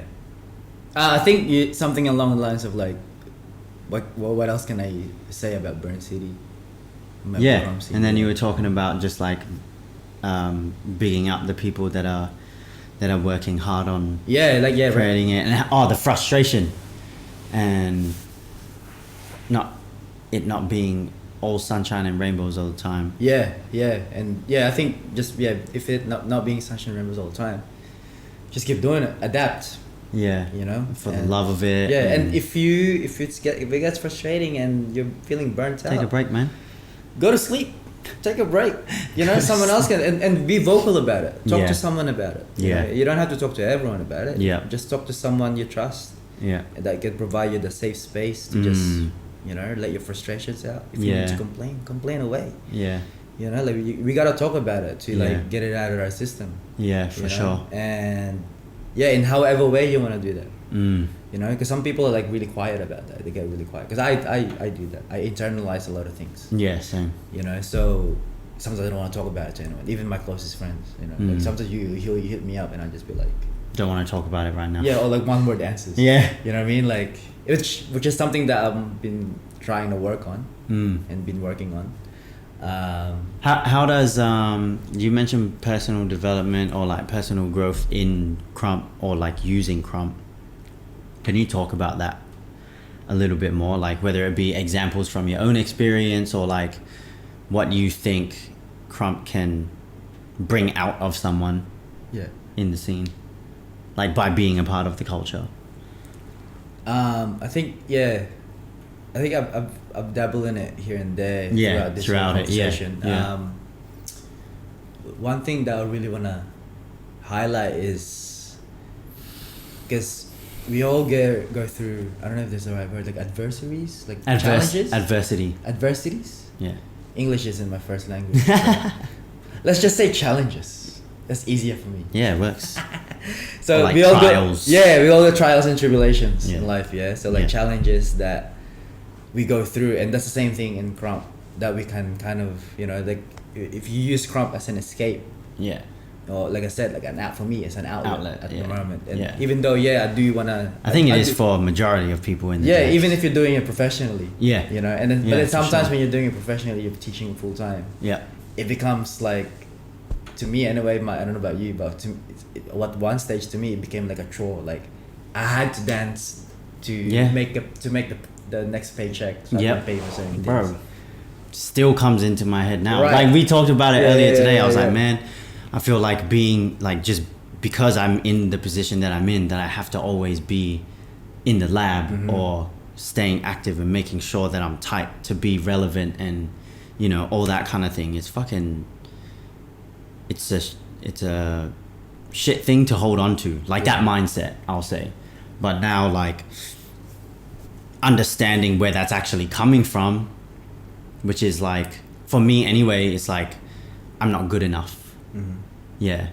But Nadia always reminds me, like, man, you've been doing this for fucking ages. But you're one of the best Krumpers in Australia, bro. You probably don't like hearing that, eh? Like, but yeah. My ego does. Because that means that I'm still, like, I'm doing what I think that's, I don't know. It can be healthy for your ego. Yeah, healthy for sure, Just don't get it, like, you know, and you've never been like, nah. You've never been like, hey, I'm the fucking best. Blah, nah. blah, blah. Nah, you've never been like that anyway. Maybe in a battle. Yeah, like in the moment. In the moment, and that's, definitely. That's all of us. Yeah. That's majority of us. Yeah. And it would show anyway. Yeah, right. And the thing is, it's showing and you're just being vocal about it. Yeah. Like fuck, he is good. Yeah. Like, he or she is good. Like, yeah. So I don't think that's a bad thing really. Like as long as you're not putting anyone down. Right. Like yeah. And because we've all seen that. Yeah. You know, people puts people down, and why do you guys do that, man? Yeah, like it becomes, it can definitely become toxic if you don't call yourself out. Yeah, totally. I think that's a big thing too, like especially in competitive dance, you know. And Krump is a very competitive sport. Yeah. But it's like you need to call yourself out. Like be honest with yourself. Yeah, every once in a while you gotta step back, take 2 steps back, listen, look at yourself, or be quiet for be okay with taking L's, man. Yeah, and just, you know, be quiet a little bit, you know, like you just really just like I said, observe, listen to people. Yeah. Like from before, like what's the main thing I learned about being a leader? Yeah, learning how to listen to people, because I'm still learning how to do that. Like it's a never ending thing. It's a never ending thing. Yeah, for sure. I always say, like, it has to be a lifestyle. Yeah. If you really want to be good at something. Yeah. So like going back to the personal growth part, like what does Krump do? For me? Yeah. Like on a personal growth tip, like what has it done for you? What's done for me, like what is, like I said, like with DJing is my bread and butter right now. And like I said, if not for Krump, I wouldn't be doing, I reckon I wouldn't be doing that, or won't have, maybe I'll be as doing much it. Like motivation to start something new. But that was always been the main motivation. Yeah. And then I just move on and evolve. Right. You know, from there. Yeah. That, and also just learning how to like navigate through challenges. You know, whether that's organizing events, battling someone. Yeah. You know, making shows. Yeah. Shit like that. Yeah. And you gotta know as well when you've achieved something. Yeah. Ooh. And recognize. That's a big one, bro. Because like, for me, I'm like, I don't. Only recently have I really started reflecting on the things that I've done, and like reminding myself, talking to Nadia heaps about that stuff. Because like, I've done so much, man. Yeah. And like a lot of people are doing a lot, but it's like, okay, what's the next thing? What's the next thing? And you're not like allowing yourself to soak in all of that goodness. Yeah. You know, and the achievement that you just created. Like we haven't debriefed on what's it called? The event. True. That we hit. Yeah. True. Yeah. Which again, congratulations, bro. Thanks, you man. guys. You and Nadia should be proud of yourselves, including your students. Yeah, hell yeah. Yeah. And it's just dope to watch, like, our people just put on a fucking sick show. Yeah. Battle each other, go hard. Yeah. Talk shit to each other. Yeah. And punch you in the face. Oh, hey, that happened, man. I was watching the footage this morning, did you? Yeah. And I was just like, I still haven't gotten up to that. Watch that part, bro. That would fully ruin my flow. Oh well, it is what it is. Like again, I'm good with it. Yeah, you know? yeah. Like, yeah. yeah. That's funny as. Yeah. But yeah, I think there's so much to learn. Like just being in Krump, and its culture. Like it has so much to offer. Yeah. You know. Yeah. And what else? Yeah. So the main thing for me, like that's what Krump has helped me or taught me. Yeah. Yeah. Like if anything, like when I was young taught me how to save up so I can go to the States. Even like shit like that, True. you know, you gotta recognize. Yeah, you true know, like that. there's so much things. Yeah. That I think it opened, like, it makes you more aware, whether it's like, whether you're conscious of it or not. Yeah. You have to conduct yourself in different ways to make certain things happen, whether it is being like one of the tightest, if that's your goal. And that's totally fine. It was one of my goals. Yeah. You know, and I accomplished it now, so it's like, what's next? Yeah. I don't feel like I'm at the point now, like you, it's like, I don't feel like I need to win EBS or anything like that. Like, I would go to experience it, have fun, like connect with everyone, learn more about people. But like, now it's just like real, just like, I guess, evergreen fucking community building, Yeah. you know? And just like putting Krump out there in a way that we haven't done in Perth before. Yeah, right. And being consistent with it. Yeah. Yeah. And that's been so challenging. Yeah. But it's been really dope. It's always been challenging for you guys, yeah. Like Yeah, bro. the scene here, because even just talking to you guys about this, the overall street dance scene here, I didn't really. I mean, I kind of knew about it, but I didn't realize how small it is. And how, Yeah. you know, like, cause there was that, the Spot Studio was gonna do an event, the Orthodox event, and they had to cancel it because of, Lack of registers. for, like battle registers, which is that's kind of sad. Yeah. 'Cause even like the flyer and shit, like it looked like it was legit, and it looked dope. It's gonna be. It was gonna be like sick. they were aiming for it to be a like a big event. Yeah. But then again, like we gotta accept that these things happen. That sometimes you might have to cancel for it to be. It's a better way. It's better to cancel it than be really out of pocket for the organizers. Yeah, And, for sure. That you know? well, that's why he had to. Yeah, which is like when I was talking to him, I was, bro, I understand. Yeah. It is what it is. Yeah. I just hopefully in the future you can make it work better. Yeah. And I'm sure you guys, because I'm seeing footage of you guys having like mad events here. Yeah. He's put on heaps this year already. Yeah, you guys even have 5v5s and shit like that. Yeah. And like that's something. I mean, as much. I mean, in Melbourne there's like an event every freaking week. That's crazy. Which is mad, Sydney has like the same thing every day. Yeah. I wonder what, like, besides obviously like population and stuff, I always wonder what the difference is between, I guess like here and everywhere else. I'm not sure. I think it is, to be honest, because Perth is chill as fuck. It's so chill. It's got people to do just with, don't really. with people's culture. Yeah. Like overall, that city, so that place's culture. Yeah. Because you go to States, Yeah. We've been to States a few times. Yeah. And you see that they're really hungry over there. It's just the American way. Yeah. They're very hungry. Whatever they're doing, they're going ham hard. 200%. Yeah. And Australia has always been like, because we're so privileged there, that that we're like, we're kind of good with what we have. Yeah. And even if you like say, without the dance and music and out of it, even if you're just doing normal life, if you lose a job, you can go to Centrelink, and get and have that to sustain you for a little bit until you find something else, or even that, like like you can get loans. You see, anyone can get a loan. Blah, blah, blah. Other countries don't have that. And I think, I think that's why because we're so privileged here that we have all of that. Which is different here. That kind Everyone's of more down. chill. Yeah, it trickles down to how we are as people. But I think that's slowly changing because some people have experienced certain things somewhere else. Yeah, for sure. And they're really pushing, like, you you guys doing what I've been trying to do. And even other people too, like, cause the good thing about us Australians is we're all multicultural. Yeah. That we're all, like a lot of the time the Asians and the ethnics are the ones that's like really pushing something because they come from a different background. Or even if you were born here and grew up here, you kind of get to learn that from like your surroundings. And like, again, if you've traveled somewhere else, like which is States or Europe, through dance, you see that. Or for music, you see that. Yeah, for sure. And then you bring that back here, and kind of just spread it here, I guess. Yeah. You've been to obviously you're in Melbourne all the time, but you recently went to Sydney and you recently went to Brisbane and now you're here. Yeah. What's like are there differences in the scenes? And like, what do you see when you've been in each state? In terms of what, like Krump? Like, yeah, Krump. Yeah. I feel like Sydney has always been super on point.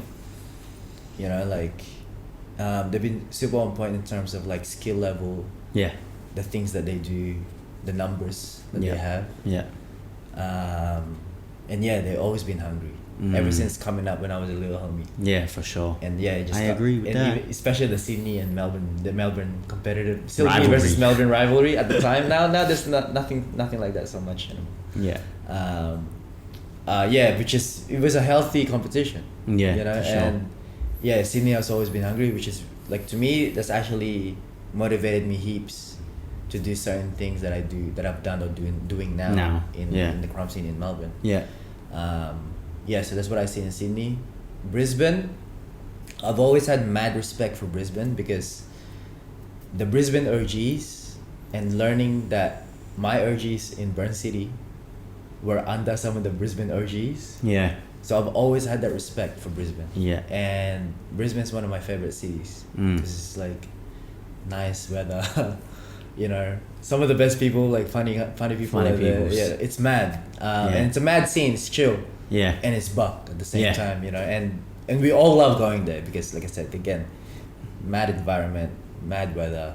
Yeah. And that just puts us in the... Yeah, I like Brizzy, man. Yeah. Haven't been there for a while. Yeah. Brizzy's tight. Yeah. So, yeah, I have respect for everybody and love for everybody. In Brisbane, like, even seeing how Brisbane is, like, they actually have more OGs. Like, their OGs are still around, even if they're not dancing all the time, but they're around. They're always there. They're always there, and they've always been like that. Shout out to y'all, man. Yeah, and that's pretty motivating. And because in Melbourne, only for me and personally, like, every once in a while I'll see Psych, Fly, Harma, Roxas come down. But hopefully all of them will be there in February. Oh, they definitely will. Especially Psych. I ain't seen Psych since he was in hopefully Perth. If he was in Perth. True. If the timing's right, like, which, we'll do our best to make it happen. And then so Brisbane has always been like, like, to me, like, I've always looked up to people in Brisbane. Yeah. In terms of they're one of the oldest Krump scenes in Australia as well. Like, I think they were dancing since 2003. Yeah. I think they were the first day. Yeah, them and then Sydney and then Melbourne. Yeah, maybe Sydney and Melbourne at the same time. Yeah.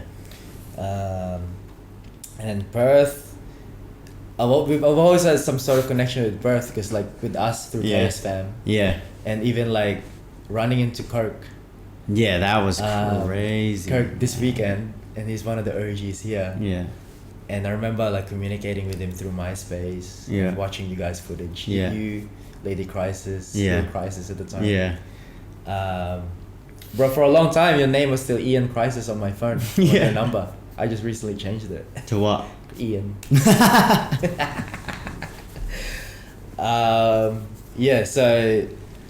like, I've had some sort of connection with Perth, and like I said, like, Taekwondo, like, one of my first interstate trips was Perth. That's so crazy. Yeah. So like I said earlier, like, Perth has always been a smaller scene. You guys really pushing, and I can really see the struggle you guys go through. But at the same time, it is rewarding being here, or even just watching you guys be really happy with what you have. Yeah. And then whenever you guys go to, I remember the first time you guys traveled to Melbourne. Yeah. For that was Buck Val. Yeah. Like myself. Your whole squad, fucking you, Gab. Nelly. Zilla. Yeah, Zilla. I don't know. Ben. I don't know. Did he come with us? I'm pretty sure. No, he did. He did. He was maybe a rapper once. Yeah, at Clash. Yeah. Yeah. And you guys have brought a different flavor. Yeah. You play freaking dubstep at the session or D&B, drum and bass and shit. Yeah, that was mainly Zilla. Yeah. Zilla was. Which was tight. He would buck to that. Because you guys just didn't give a fuck. Yeah. And that's very hip hop, and that's very Krump. Yeah. You don't give a fuck. Sure. Like, I like dancing to this in my dance. Yeah. Like hip hop music, like. Yeah. And then and we just fucked with it too. Yeah. Yeah. You know, because you guys really held that. Yeah. You guys were about that. So You know? let's make it a little bit harder now. If you could describe each scene in one word, what would it be? That is hard. Yeah. I'll leave Melbourne for last. Yeah. Okay. Let's go with, I don't know, with Brisbane. Yeah.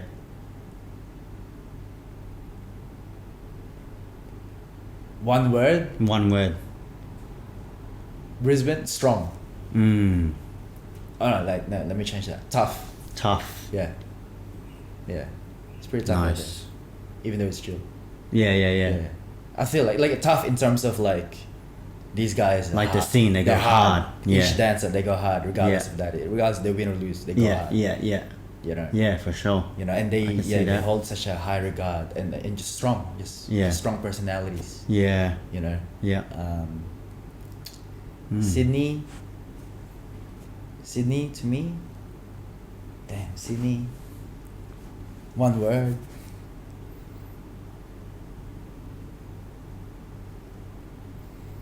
Can I do 2 words? High caliber. Sydney. But are they better than Melbourne though? If I'm being real, yes. So Melbourne, lab up. Including me. Yeah. You know what I mean? Like, Yeah. and yeah, I reckon. I've High seen. caliber. Yeah. Yeah, we can. What's it called? Dash that. High caliber. Yeah.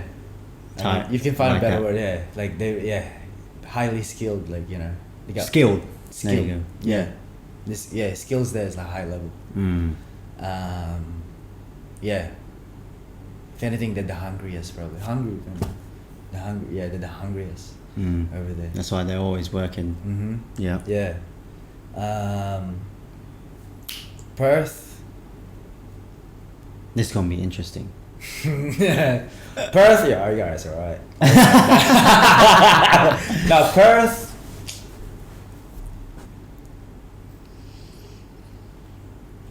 Perth to me, inspiring.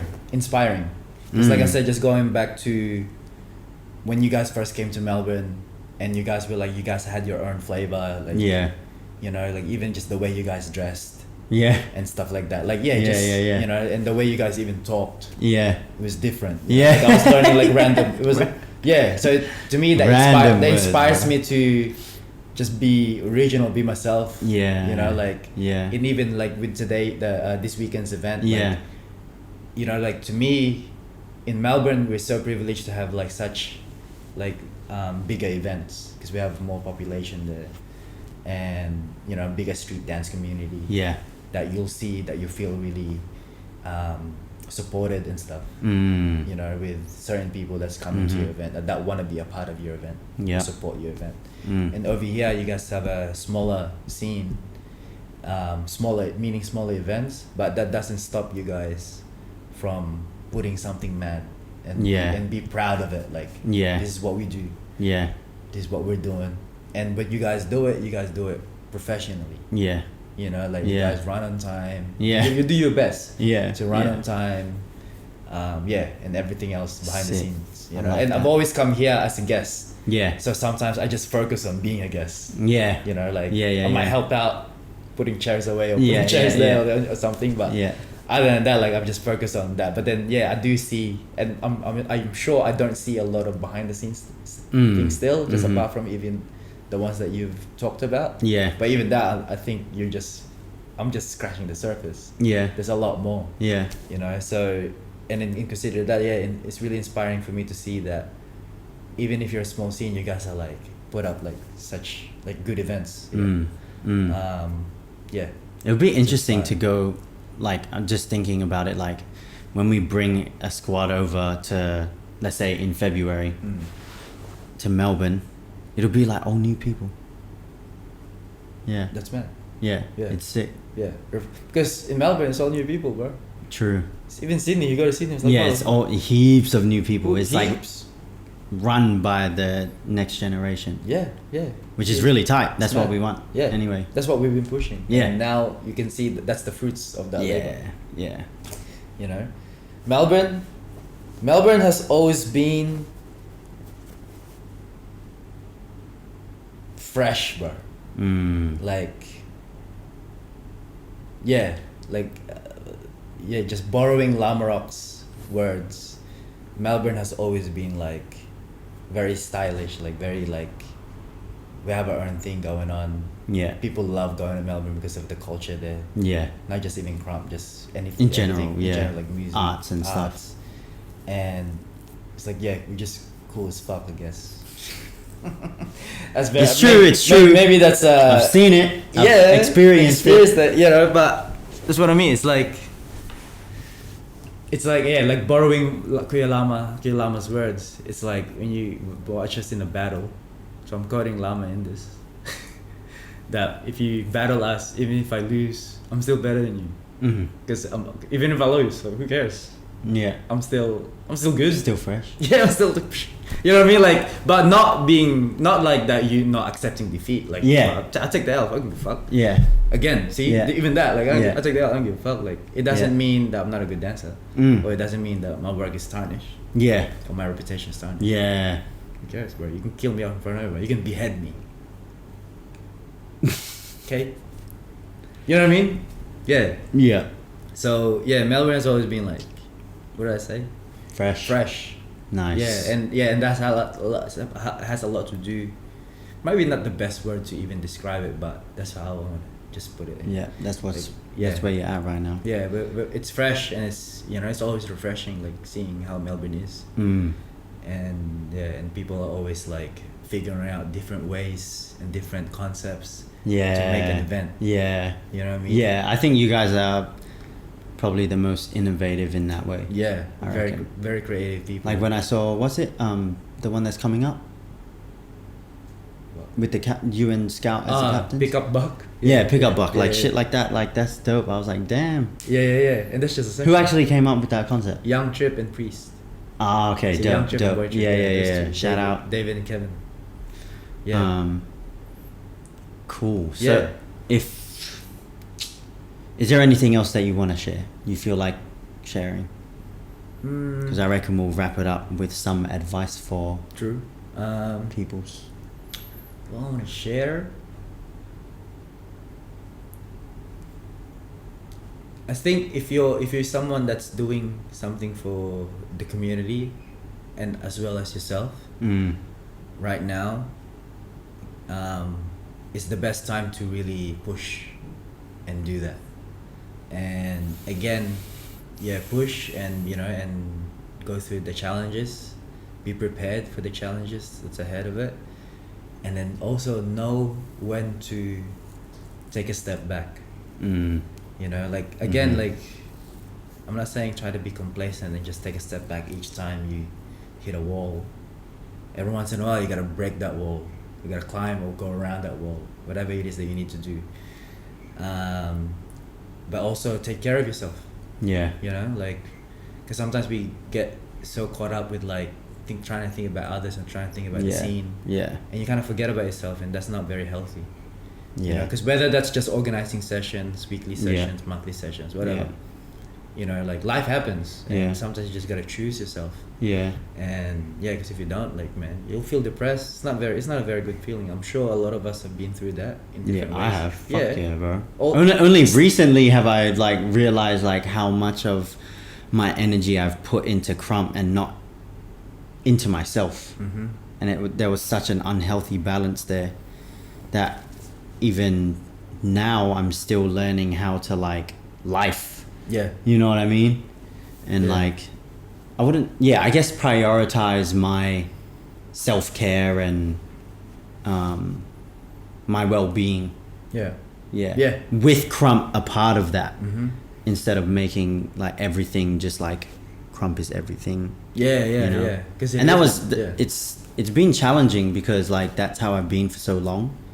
Yeah. Because Krump's given me so much, man. Yeah, exactly. So we have to recognize that too. Yeah.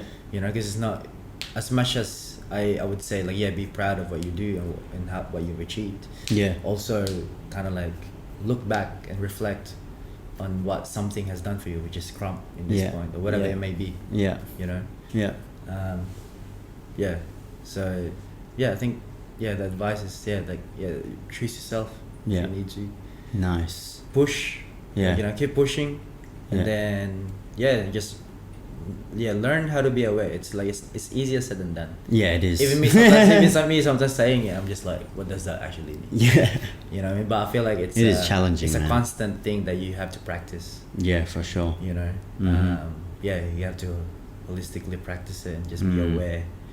And sometimes I feel like I'm aware, and then sometimes I'm like, oh shit, I'm more aware now compared to like 2 weeks ago Yeah. of certain things. You just get That like makes sense. hit with something, or you Yeah. get like, yeah, I feel you. Yeah, because sometimes I forget.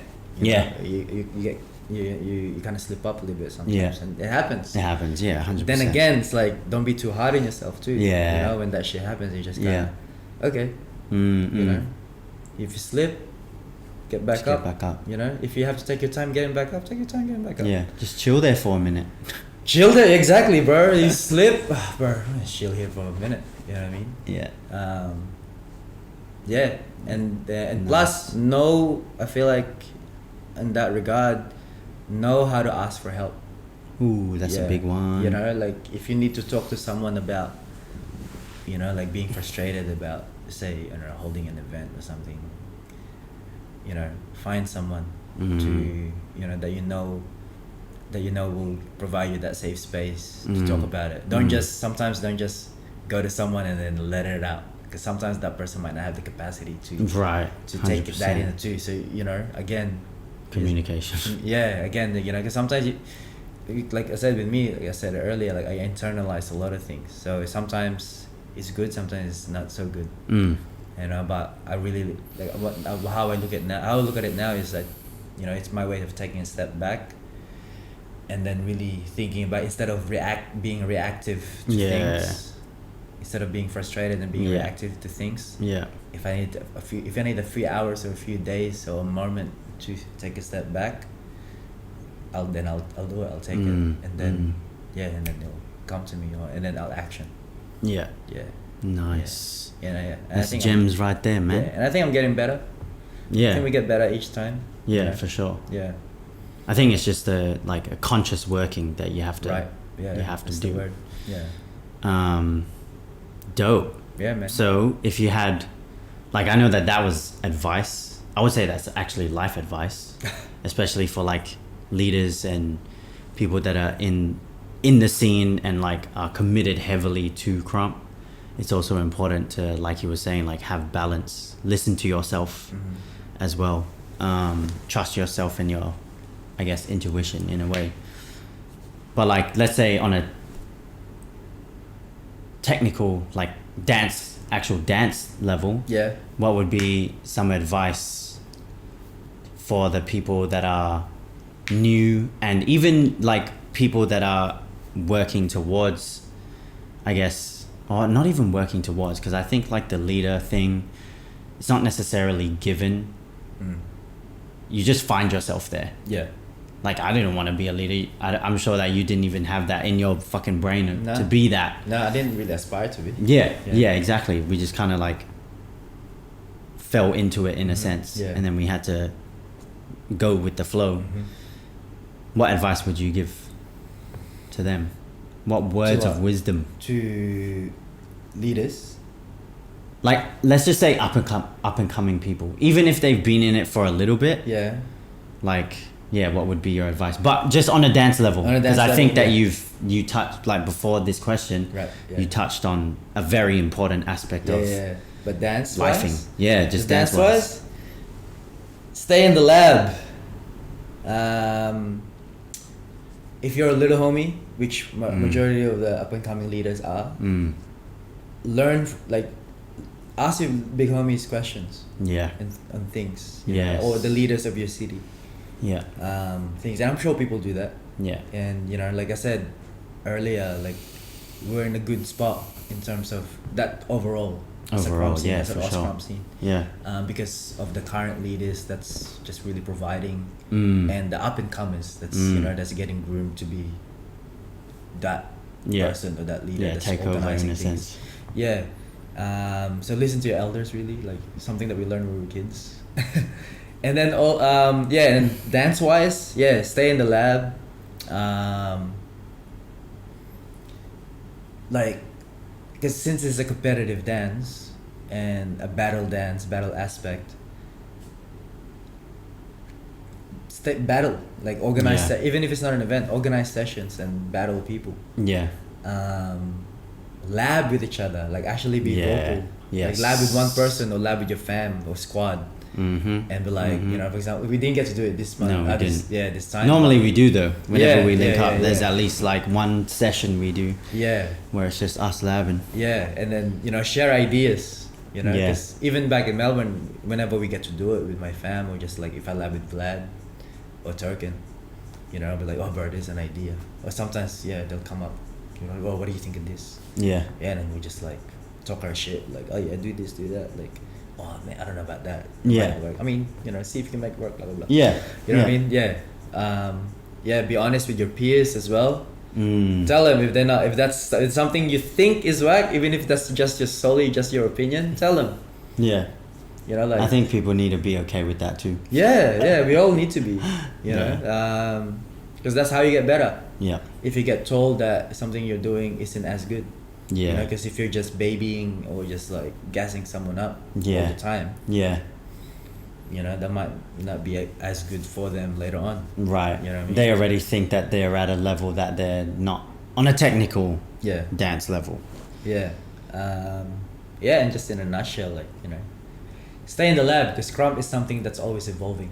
Yeah. You know, shit sometimes goes, evolves, or old stuff comes back. Circles back, yeah, circles for sure. back. Watch footage, you know, without the intention of biting, like you know, someone's style. Just watch people's footage. Watch people from, you know, who where did this come from? America. Watch Americans. See how they dance. See how they act. See how. What's that? See how they act. See how they are. See how the session is. What music are they dancing to? How are they dancing to this? You know, how are they conducting the session or the event? Yes. You know, like Americans, Europe, you know, Germany, France, wherever. Yeah. And then watch people in your own city. Yeah. You know, because sometimes people, I think, from my experience, from my observation, anyway. Like, I mean, I'm just talking about in Melbourne. Mm-hmm. People get so caught up with what they're doing just themselves, and I'm just like, have you seen how other people are dancing right now? People are on point, bro. Like this isn't it. Like, you know, so kind of like, that for me anyway. That keeps me hungry. To you know, after 15 years, I'm still labbing. After 15 years, I'm still hitting up beats for a private workshop. Yeah. Which I don't do that often, but whenever I do, whenever I can afford it, for, you know, money and time, I'd love to do it. I'd love to do it more often. Yeah. You know, but and so if I'm still labbing, you know, if I'm still trying to upgrade and trying to be better dance wise, then you should too. Yeah. Because, you know, and I always say, like, I always taunt people, like, especially new people, I always be like, if you think you're better, in 5 years time, I'll also be better. Because I will never stop until I die, I guess. Yeah. You know what I mean? You know, cause until you can't Krump anymore. Yeah, and there's been heaps of times when I thought I can't Krump anymore. Yeah. Because of injuries. But look at me now! Still in it strong. Still. Yep. Yeah. But and like, again, I'm still in it because I'm just enjoying it. Yeah. It's a good outlet. Yeah. You know, as much as I talk mad shit. Yeah. Yeah, man. It's gotta have some of that. Yeah, I mean, it's me, so. Yeah. So I think if that makes sense, hopefully people are listening.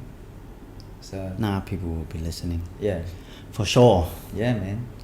All right, y'all. Thanks, man. No worries, bro. That was tight.